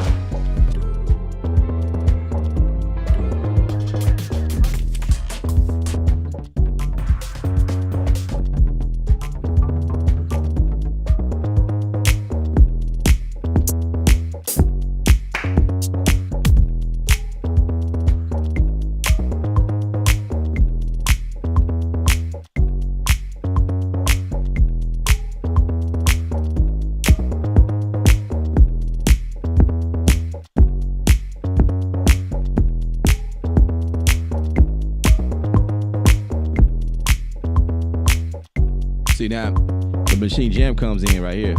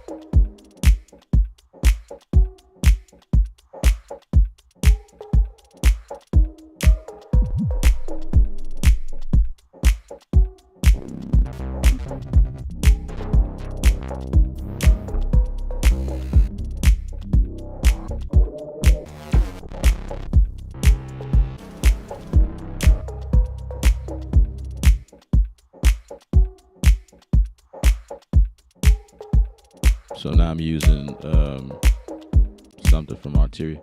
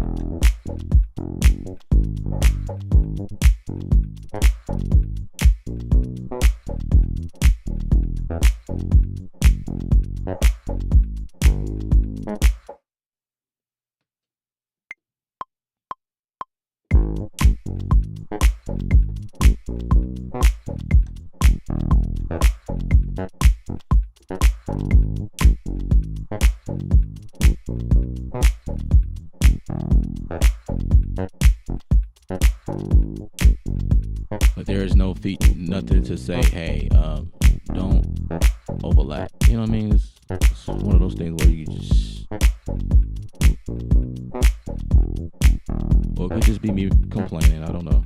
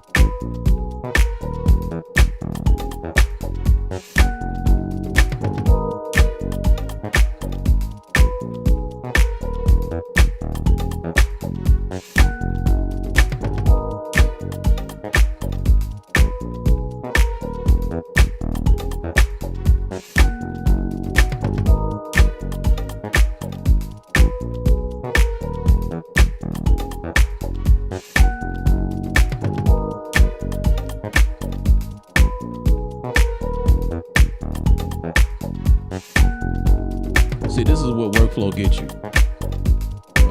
And I'm just.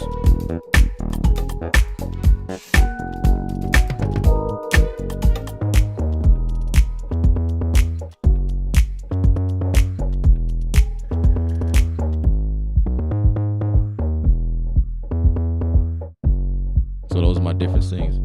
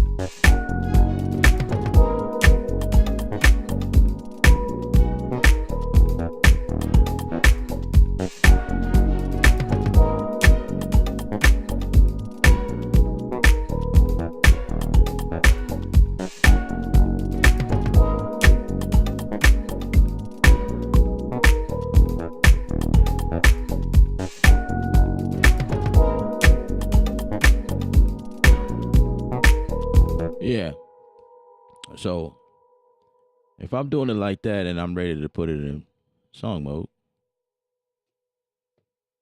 you just say scene 1, scene 2, scene 3. You just go to each and um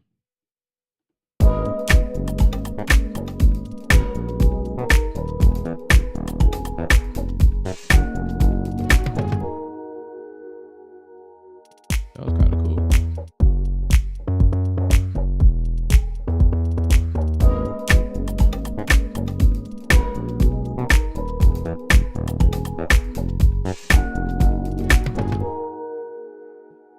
And then like I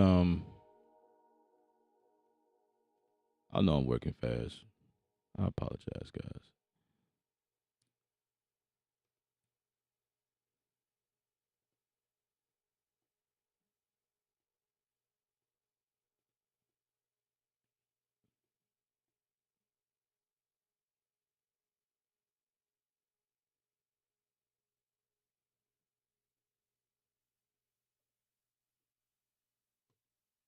I'm gonna go to the ninth, the ninth group.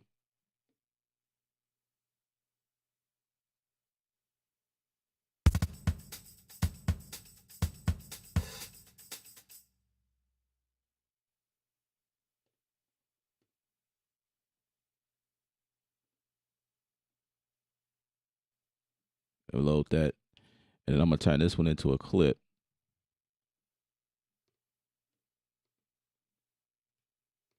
I'm gonna build a new course. I promise. I'm gonna build a new course. I have a course on this stuff. It's like me really breaking it down, like one by one, step by step. It's the same stuff. It's just a couple things that got added since the course, but it's pretty much the same setup. And I really slow down and break things down. But you can't do that in 2 hours on a stream. You know, it's just impossible to do that. On top of me trying to remember, because I don't really, as you can see, you can create full projects in here, but I use the DAW to help me create full songs because, as you can see, there is quite a bit of limitations.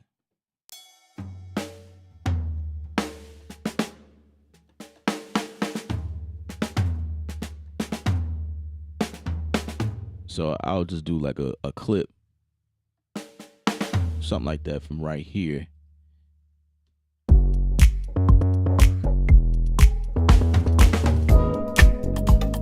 You know what I'm saying? Like, then I could that's a clip. You know what I mean? It's just right there.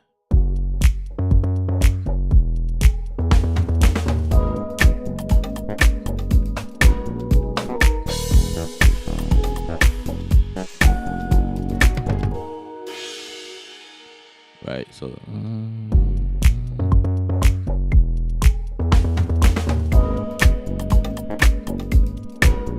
then I'm gonna go in this clip and turn this crash up some.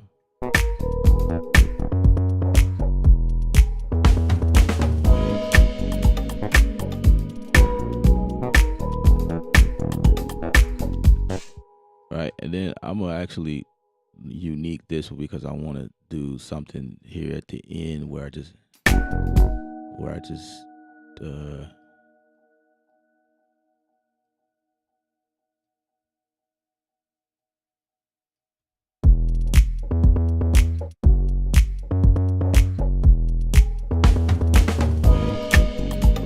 turn this loop back on. Right here.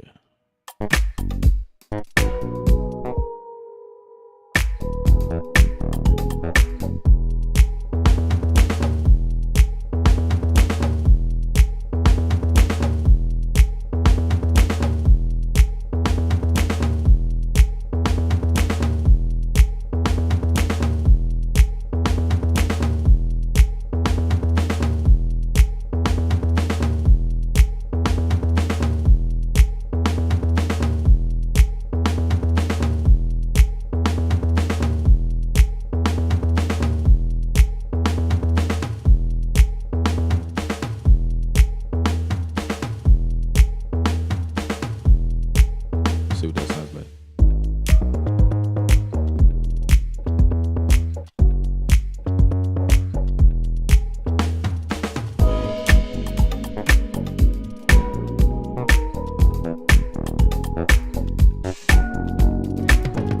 Then you just duplicate that.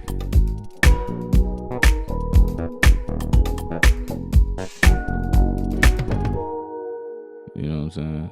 And then I could take this and say, and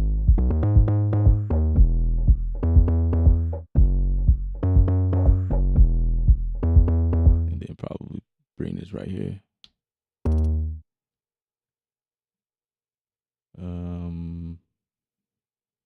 Did I mean to do that?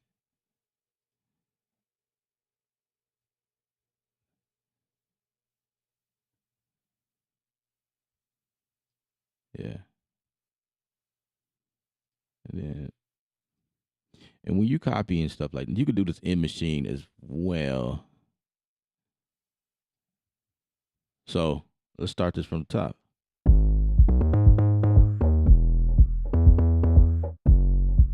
So basically all this is just, I'm sorry guys, I realize I'm working from the,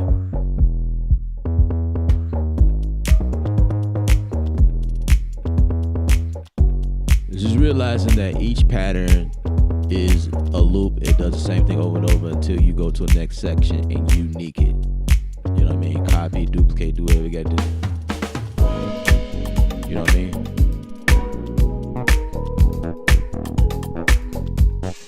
So like where it says pattern 1, 3, right? This one says pattern 1, 2, so it's different. This one right here says pattern 1, and in the first scene it has pattern 1, so that's exactly the same. So if you make any changes here, you're gonna make changes to anything that says pattern 1. So that's the thing, remembering not to make changes to a section. You know what I mean? So that's the biggest thing, you know, to remember. And also the scenes reflect too. If you uniquing the scenes, the scenes will come up with different names. It is best that you label everything, because you also see the label inside the machine as well. And so like when you're playing around with scenes, moving things around, the patterns as well, you see what's what. I don't have time to do all of that here. But you can also label the groups or whatever to help you remember what's what. Like this might be my bass, the next or drums, whatever you could, you know, label. And then you can also change the colors. As you can see, obviously I can do whatever I want to the colors. This is auto populated. But yeah, that's pretty much the gist of it. As I'm doing this masterclass there, I realize there's a lot of points that I missed, and I probably did not do as well of a job as I did before in the past. I don't know. Just trying to get everything is just coming at me at one time, and then trying to remember some stuff. That's the other factor. But yeah, I mean, as it stands, I love this workflow. It's complicated, but it's got limitations, but then it's easy. I guess it's for me. Anything that you've been doing for a long time, it becomes easy. It becomes second nature to you. Like when you learn the inner workings of everything, then you just, oh, okay. But I think what I will do is do more of these. And if you guys are interested in, well, first of all, if you guys are interested in this type of content, just let me know. Make your questions, build your case, and maybe the next stream that I do machine work in, I can build situations or scenarios around those questions, if that makes sense. Maybe I could do that. So yeah, let's do that. Next time I go live, I'll be paying attention to y'all questions as y'all make them in the comment section, and I'll just make a note of that and be like, okay, let's do it again. Let's go live, and we'll just address, and I'll show y'all ways to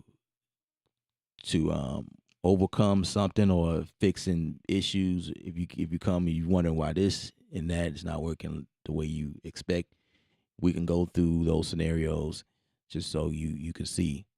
Because I also realize there's not a lot of people on the social media that's breaking things down like that, especially when it comes to machine.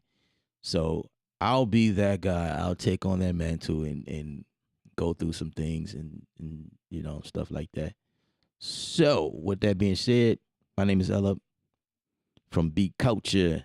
I'm explaining that concept too if y'all notice changes happening around on the channels and whatnot. But join us on Discord because that is where all of the notifications and information and things like that will be happening.